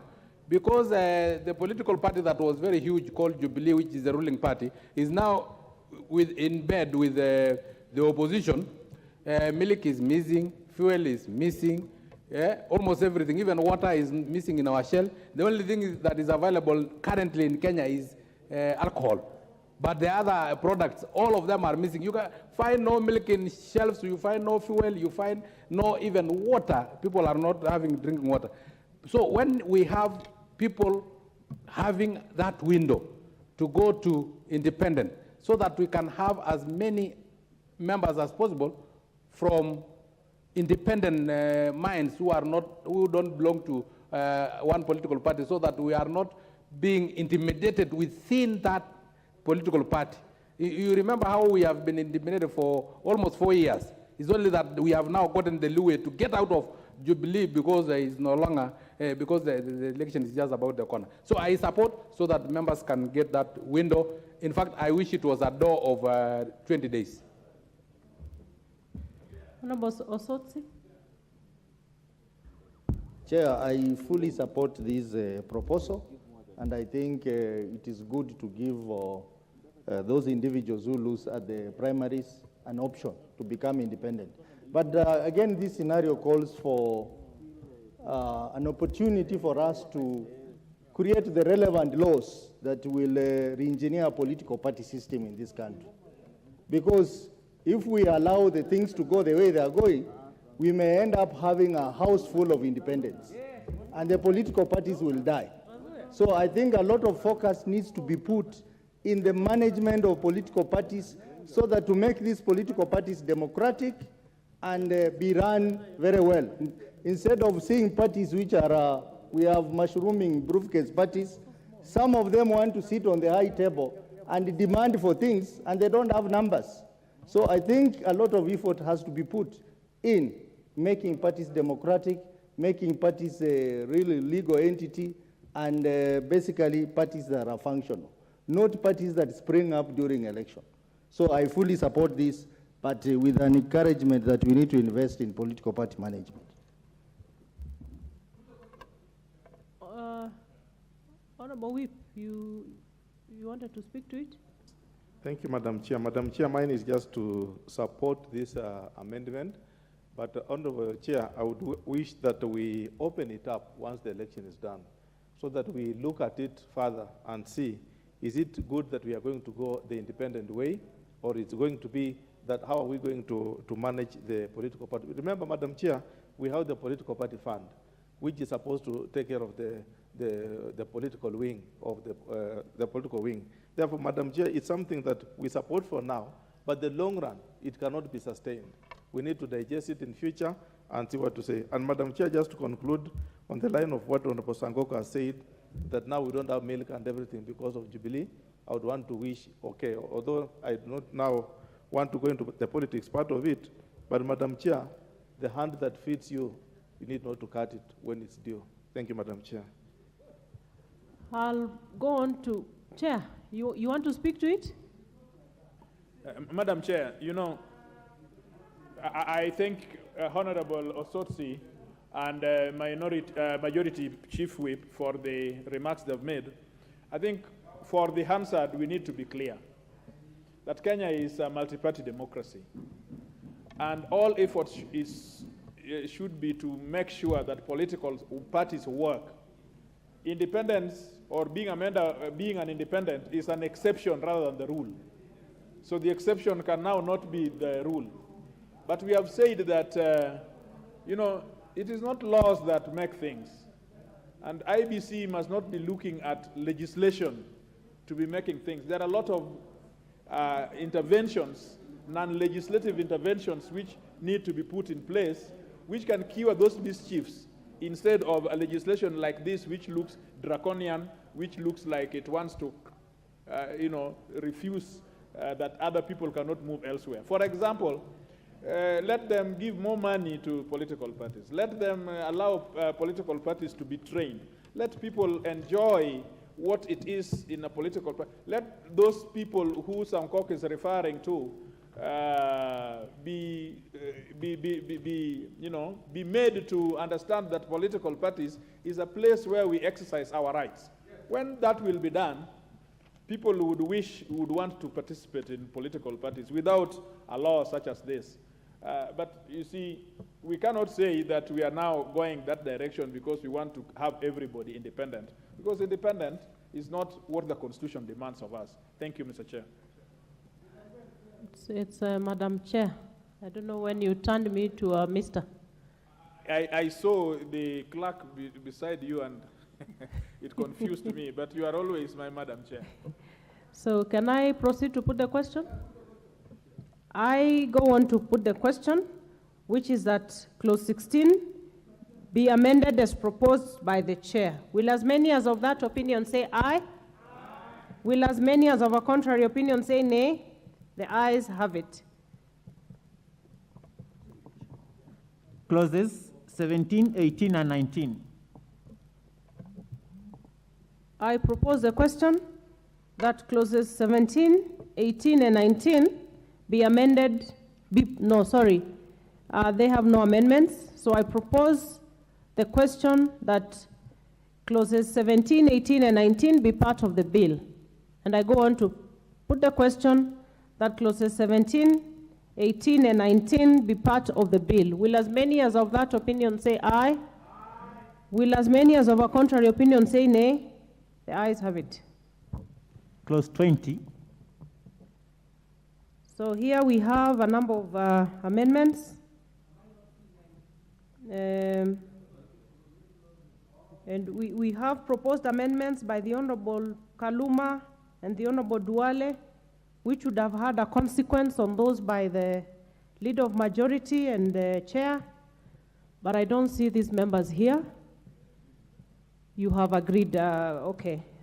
So I think, Honorable Leader of Majority, I will have you go first, but first let me propose. I propose the question that clause 20 be part of the bill. Honorable Leader of Majority. Yes, Honorable Chair, I beg to move that clause 20 be amended as per the order paper. And this is basically a reformulation of the contents of the bill in exactly the same way as the committee had provided, except for if you members would look at the The amendment by the committee, it has 9 issues, and our point of departure is the number 6 on the committee at page 49, which basically the committee had proposed that the commission shall establish a mechanism for live streaming of results as announced at a polling station. And since this matter was the subject, we didn't have to provide in the law live streaming of results for information only, which was not binding to anyone, and actually declared it unconstitutional. What the committee had then tried to do is to bring it, and we have discussed with the committee, and they're in agreement that IEBC has no business in regulating what TV stations do. That is for somebody else to regulate. Once they announce their results, once they put the results in the portal, other broadcasters can now use that information without having IEBC being the one regulating or determining how that live streaming will take place, because that's the domain of a totally different regulator. And IEBC don't have their own TV stations. To the extent that what was in the bill had left out the issue of having a portal, you know, for managed by IEBC, publishing the polling forms on an online public portal maintained by the Commission. Since this has been reinstated, then IEBC will have done their bit by transmitting results and giving the images of those transmitted results in the public portal. Then from there, other broadcasters can do their bit without having to force IEBC to do the same. So on that, that's basically the point of departure. And this whole amendment to, in clause 20, the amendment to section 39 of the Act, is all to harmonize it and streamline with the rulings that were done at different times in the latest being the 2017 elections, and mostly related to the presidential elections, although it also covers what happens at the constituency, at the polling center, at the constituency, at the county, and in the National Tallying Center. So it's now a neater formulation, which, again, we have agreed with the committee, except for that bit. And on that one, I would want, for the record, the Vice Chair might want to put his on the record, the concurrence that we happy to leave out IEBC from the live transmission of results. I beg to move. So we will have him put his word. I go on to propose a question that clause 20 be amended as proposed. Be amended as proposed by the leader of majority. Will as many as of that? Okay, I'm a bit mixed up here.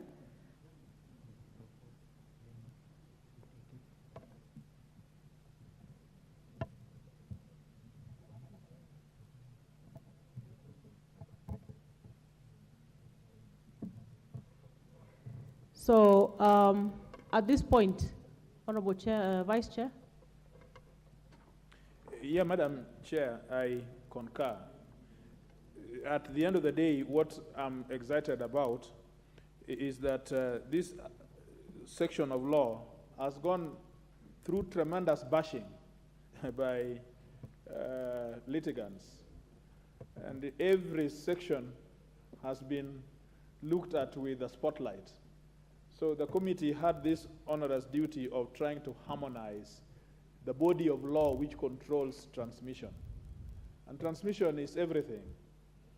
If elections have been done properly at the polling station, we should not have a problem with nomination, with elections, just because we can now not take it to the people to see what the polling stations have done.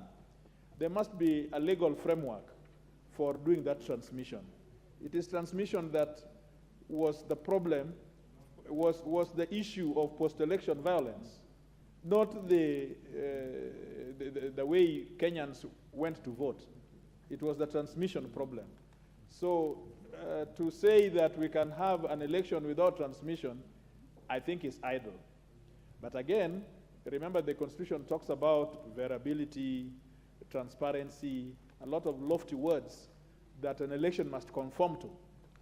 So with this amendment that you see, for me is the clearest text I've seen that cleans up the issue around transmission, and the Leader of Majority has made it even clearer on this issue of live streaming, because they are not communication authority. IBC is not a communication authority, which would then, so to speak, regulate or create a mechanism for live transmission. That must be done elsewhere, and it is not IBC's job. So we are not saying that by not legislating it, it is something which we have impeded on. No. There are some other people with equal legislative powers who then can come in, and the players to live stream whatever it is. I saw some time before members of the Fourth Estate bashing this, that members are saying that they want to curtail the media from announcing the results. That's not the case. The case is that you have the freedom to do it, and nobody stops you. Do as much as you can. Just make sure that you stream the polling stations as they come if you have the strength to do it. But don't make IBC be the ones to create that mechanism, because they don't have the mandate under the law. Thank you, Madam Chair. I will proceed to put the question. Honorable Bonguna, you want to say something? Chair, thank you very much. Let me say I am very happy with these amendments, and I support it, Chair, because of late we've been actually seeing the media manipulating results and even giving us the final results before we get it from the Commission. So I support, Chair. All right. I'll proceed to put the question, which is that Clause 20 be amended as proposed by the Leader of Majority. Will as many as of that opinion say aye? Will as many as of a contrary opinion say nay? The ayes have it. I put the final question, which is that Clause 20 as amended be part of the bill. Will as many as of that opinion say aye? Aye. Will as many as of a contrary opinion say nay? The ayes have it. So, Vice Chair, your amendment falls with the passage of that of the Leader of Majority. And also the ones by Honorable Kaluma, Honorable Duale, the Honorable Leader of Majority, you had indicated that you had agreed. So we are good to go. Clause 21. I propose the question, which is that Clause 21 be part of the bill. Chair? Clause 21. Yes, Madam Chair, we have had discussions with the Leader of Majority on this. I think Clause 21. Just let me collect myself.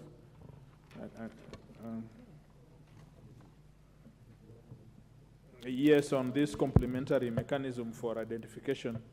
And I've seen the text, I think. Which page, Leader of Majority? I think that the page is 495, that the Leader of Majority is proposing as a substitute to what we proposed, and I concur.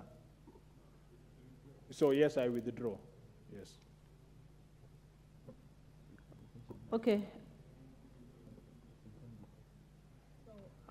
I go on to put the question that Clause 21 be part of the bill. Will as many as of that opinion say aye? Aye. Will as many as of a contrary opinion say nay? The ayes have it. Clause 22. I propose the question that Clause 22 be part of the bill. Chair?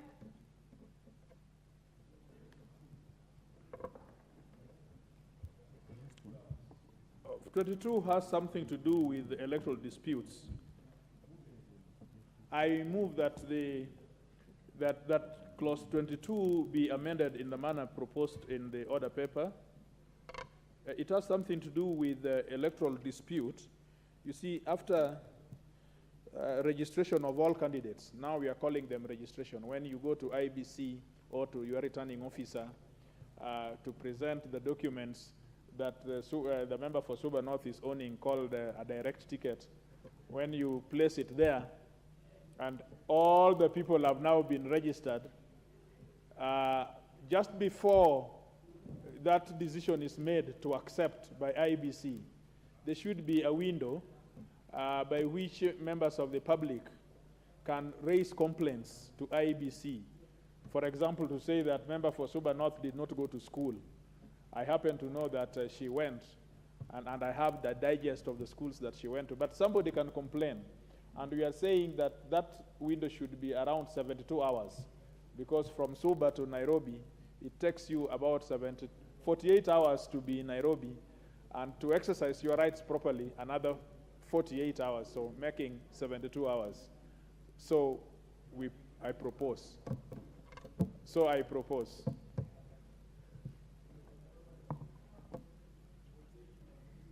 I propose a question, which is that clause 22 be amended as proposed by the chair.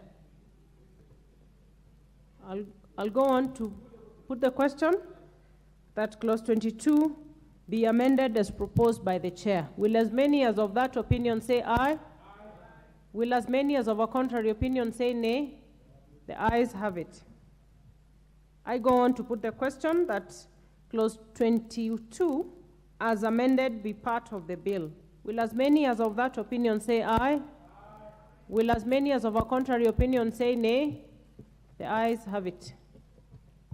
Clause 23. I propose the question that clause 23 be part of the bill. Where is the mover? Yeah, Honorable Duale is missing. So we will go on to put the question to have this clause be part of the bill. I go on to put the question that clause 23 be part of the bill. Will as many as of that opinion say aye? Aye. Will as many as of a contrary opinion say nay? The ayes have it. New clauses, new clause 19A.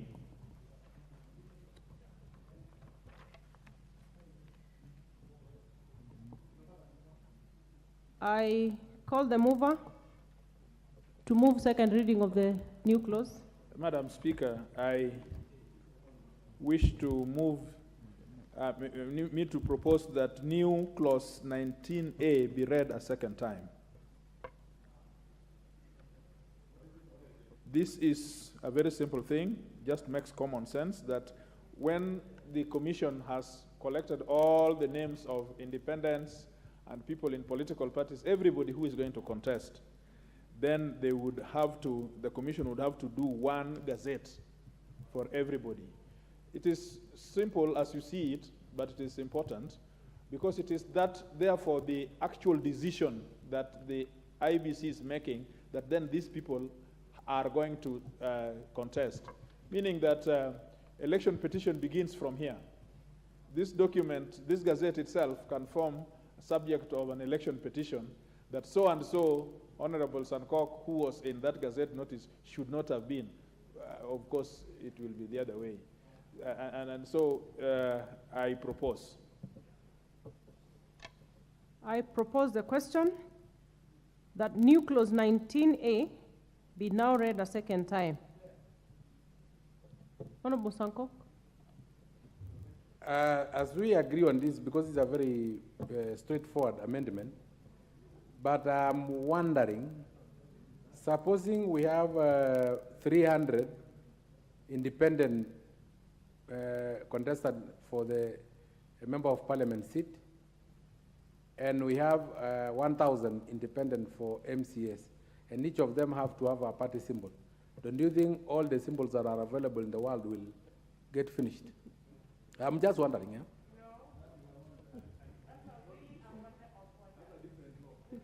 No, I know, but I was just bringing it. I said this one I support, and it's a very straightforward So one. you're supporting. But I was just wondering so that Honorable Kimunya of Kipipiri can advise me kando kando. I wonder where we will situate your wonder. Maybe the chair can help you. Honorable Chair, you have the mic, or is it the next one? The eighth wonder. Chair, you have a mic there. Honorable Chair, Honorable Sankok should not worry. Even his flamboyant tie can still be a symbol. It is actually beautiful, and in the color it appears, it can be a symbol. Okay. Then Mwazi can take me if you want to be independent. He I'll can proceed. Take my photo. Why are you giving him the mic? I put the question that new clause 19A be now read a second time. Will as many as of that opinion say aye? Aye. Will as many as of a contrary opinion say nay? The ayes have it. I'm going to propose the question that new clause 19A be part of the bill. Can I proceed to put the question? I put the question that new clause 19A be part of the bill. Will as many as of that opinion say aye? Aye. Will as many as of a contrary opinion say nay? The ayes have it. New clause 19B. I now call upon the mover to move second reading of the new clause 19B. Chairman. I'm struggling to get the page.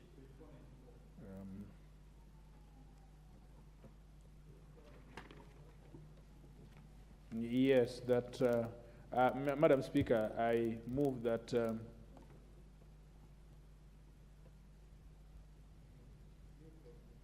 (19B) that new clause 19B be read a second time. Now, are you lost? Oh yes. This is that the person shall not be nominated by a political party unless the person is on the date of submission of the party list registered voter in any of the wards. Yes, you see, this is now not Marega. This is now Kathy Kilonzo. That you need to be registered in that ward for you to be able to participate in that election or in the county. Before, you could be coming from Nairobi from a splashy hotel, from a splashy office, and then you are just registered in Nairobi, but you hear that there is a vacancy in Ikolomani or in Turkana County, and you run there and contest, and yet your registration, your vote is in Nairobi. Yes, for MCAs, yes. Yes, absolutely. So this is what we are trying to regulate, so that they must come from that electoral area affected by that issue. We beg to approve. Honorable Millie? No, yeah, just hold on, Honorable Millie. I propose the question that the new clause 19B be now read a second time. Honorable Millie, you can now go. Chair, my understanding is that what the committee is seeking to address is the issue where when you are nominating the MCS to fill the 2/3 gender, if my understanding is right, the two genders rule, that then you don't get people from outside that area.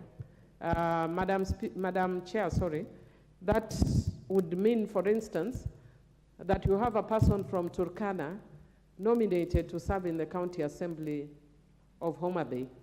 As much as I know we would be trying to deal with the National Integration and Cohesion Act, I think it would be important that a person that is nominated in that area has some ties or link to the area, so that even when they are nominated, it doesn't create a lot of friction. I know actually 2 live cases that created a lot of frictions in the respective counties.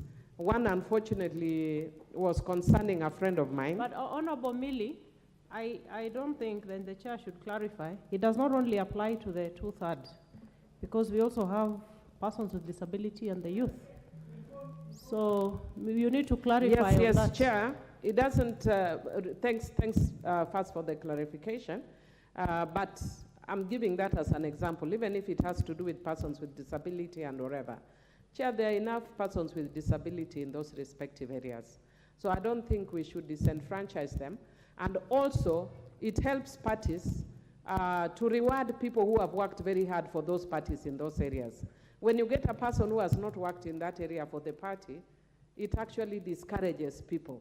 So if it is in that area, there's a person with a disability from that area. If it is the 2/3, there are women and young people from that area who can also be nominated. So I actually support. Thank you. Leader of Majority. Yes, thank you. Thank you, Chair. For purposes of the record, the essence, indeed, I was supposed to bring this amendment, but we pushed it to the Chair. Yes, my apologies. But members will note that in committee today, we had 2 election bills. This bill we are considering now, which is bill number 3 of 2022, and bill number 41 of 2021.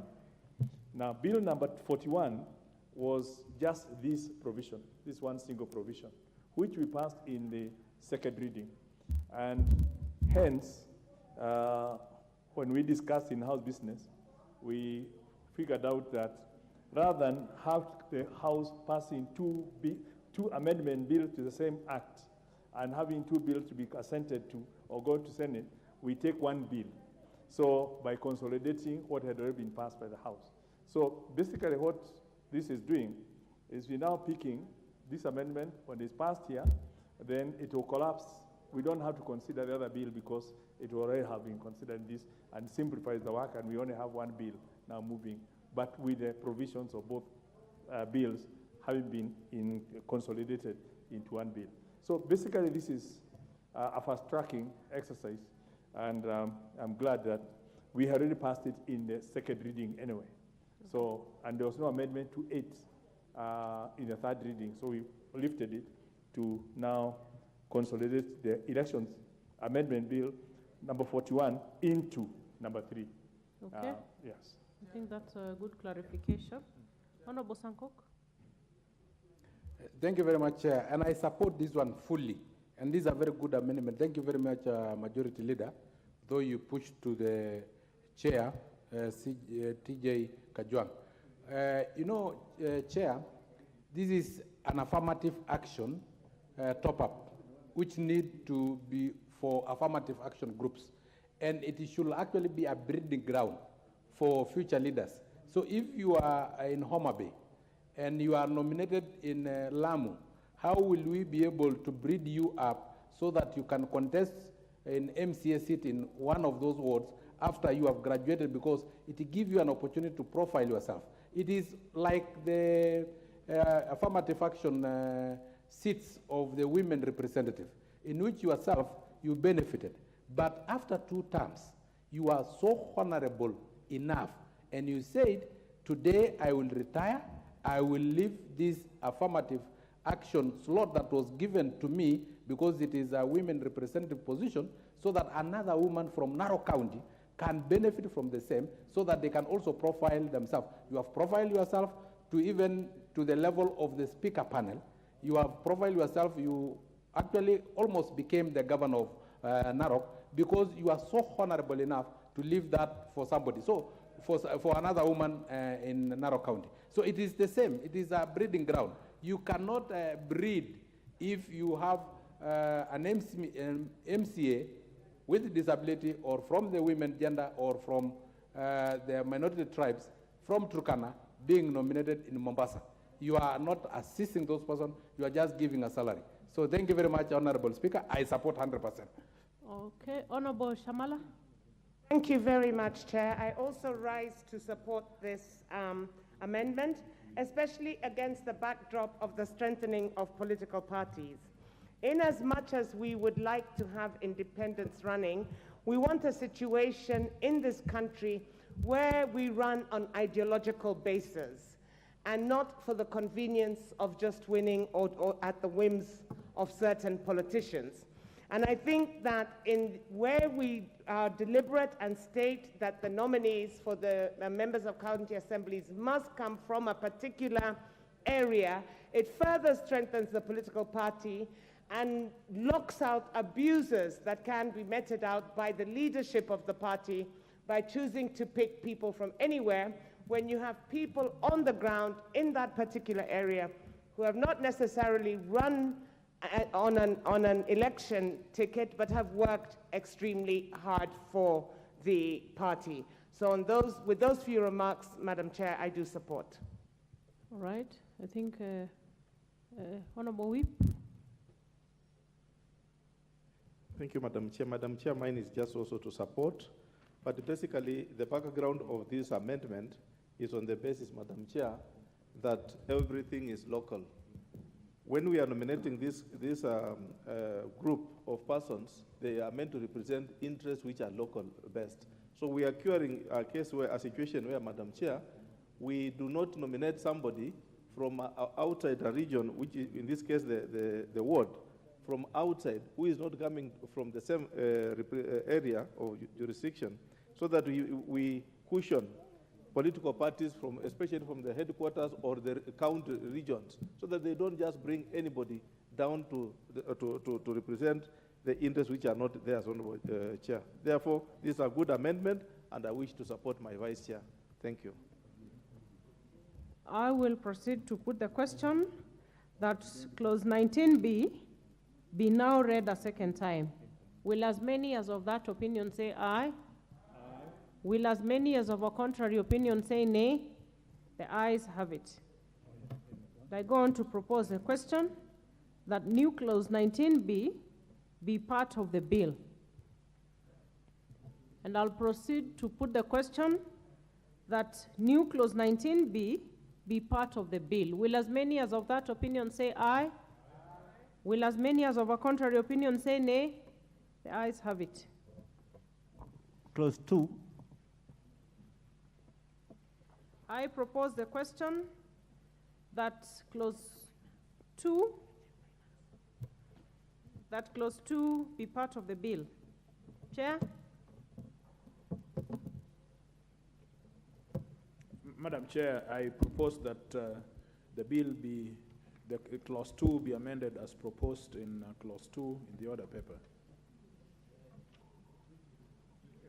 Well, this is just to fortify the decision we have taken in clause 3 to bring in the word valid passport. It can only be if then that valid passport has been defined in clause 2. So it is in keeping to have more certainty and to clean up the process. Okay, I propose the question that clause 2 be amended as proposed by the chair. Can I go on to put the question? I go on to put the question, which is that clause 2 be amended as proposed by the chair. Will as many as of that opinion say aye? Will as many as of a contrary opinion say nay? The ayes have it. I put the final question that clause 2 as amended be part of the bill. Will as many as of that opinion say aye? Will as many as of a contrary opinion say nay? The ayes have it. Title. I propose the question that the title be the title of the bill. And I go on to put the question that the title be the title of the bill. Will as many as of that opinion say aye? Will as many as of a contrary opinion say nay? The ayes have it. Clause 1. I propose the question that clause 1 be part of the bill. Chair? Madam Speaker, Madam Chair, this is a very, I move that Clause 1 be amended as proposed in the order paper. This is to fast track the operation of this bill. So as soon as this bill has been accented and gazetted, it takes effect immediately. So it's just to fast track the commencement. So I move. I propose a question that clause 1 be amended as proposed by the chair.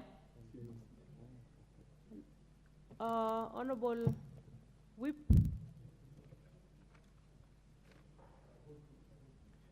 I just wanted, Madam Chair, maybe a further clarification from my Vice Chair. He mentioned that once the bill is published and assented to. But when you look at the writing in the order paper, does not insist on assenting. Must it be?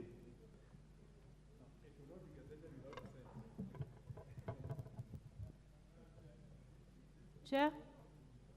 In modern legislative practice, we don't put that because assent is upon, yes, the signature of His Excellency the President. But coming to force, you can postpone commencement of an act. You can postpone everything else if you do not specify how it is going to happen. So as soon as that publication is done, immediately, so that if, for example, the Senate were to pass this somewhere by May, we should have this act operational in the manner amended. Thank you. I will proceed to put the question, which is that clause 1 be amended as proposed by the chair. Will as many as of that opinion say aye? Will as many as of a contrary opinion say nay? The ayes have it. I put the final question that clause 1 as amended be part of the bill. Will as many as of that opinion say aye? Will as many as of a contrary opinion say nay? The ayes have it.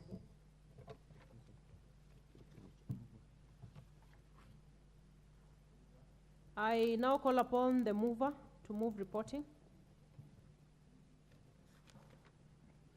Honorable Chairperson, I beg to move that the committee do report to the House its consideration of the Elections Amendment Bill, National Assembly Bill number 3 of 2022, and its approval thereof with amendments.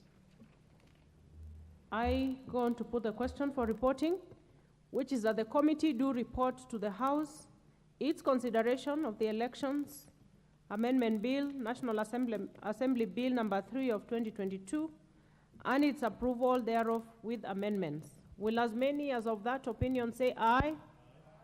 Will as many as of a contrary opinion say nay? The ayes have it.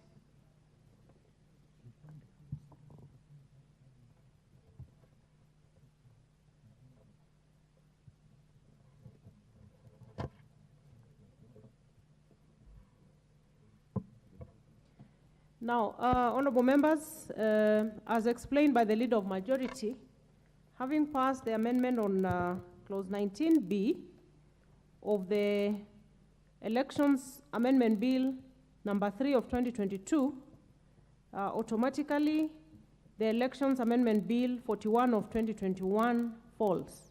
And it was well explained by the Leader of Majority. So we move to the next bill. We continue with committee.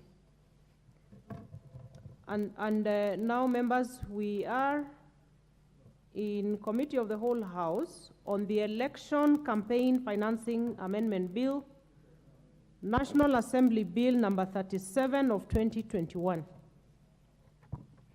Clauses 3, 4, 5, 6, 7, 8, 9, 10, 11, 12, 13, and 14.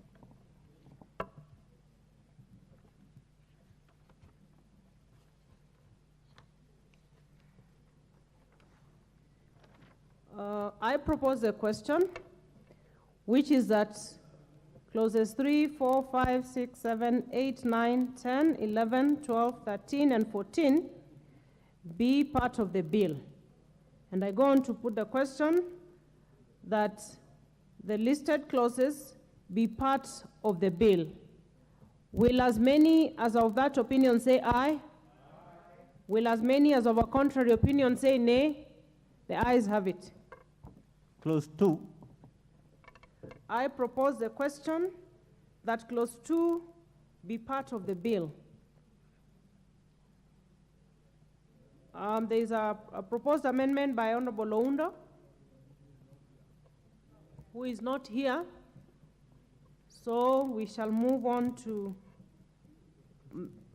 have clause 2 be part of the bill, and I put the question that clause 2 be part of the bill. Will as many as of that opinion say aye? Will as many as of a contrary opinion say nay? The ayes have it. Title. I propose a question that the title be the title of the bill. And I go on to put the question that the title be the title of the bill. Will as many as of that opinion say aye? Will as many as of a contrary opinion say nay? The ayes have it. Clause 1. I propose the question, which is that clause 1 be part of the bill. And there being no amendment, I put the question that clause 1 be part of the bill. Will as many as of that opinion say aye? Will as many as of a contrary opinion say nay? The ayes have it. I call upon the mover to now move reporting. Honorable Chairperson, I beg to move the committee due report to the House is consideration of the Election Campaign Financing Amendment Bill, the National Assembly Bill number 37 of 2021, and its approval thereof without amendments. I go on to put the question for reporting, and I put the question, which is that the committee do report to the House its consideration of the Election Campaign Financing Amendment Bill, which is National Assembly Bill number 37 of 2021, and its approval thereof with amendments. Will as many as of that opinion say aye? Will as many as of a contrary opinion say nay? The ayes have it. Now, honorable members, we move on.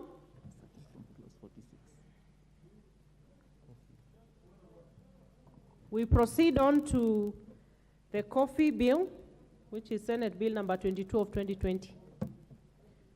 And we are continuing from where we left. We stopped at clause 45.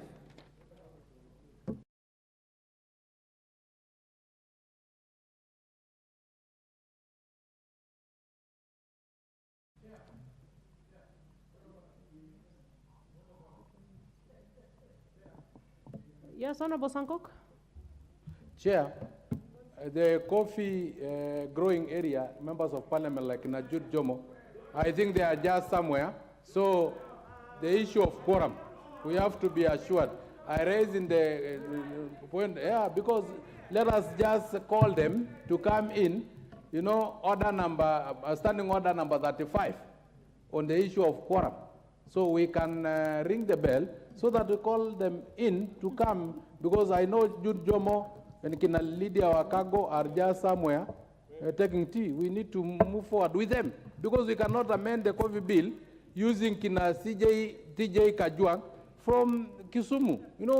It's very, this is the issue of, it's not the issue of fish. It's not the issue of fish. Honorable Sankok, I think you've made your point. Honorable members, I order for the quorum bill to be rung for 10 minutes.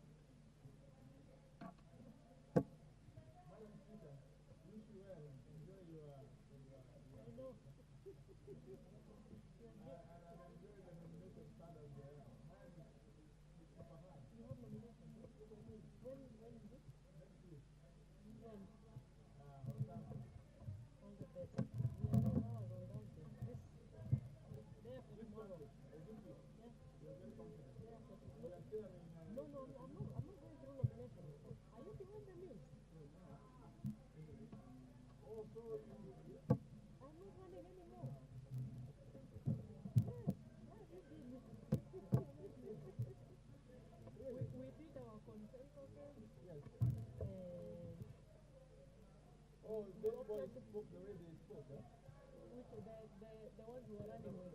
No. You know, they are always very boys speaking. Mixed with propaganda, mixed with the truth, half truth. Yeah.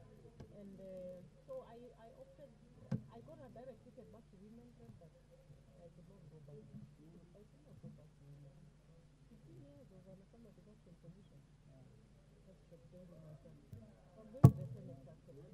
Yeah. Yeah, that's a good one. I marked time there as I planned for my next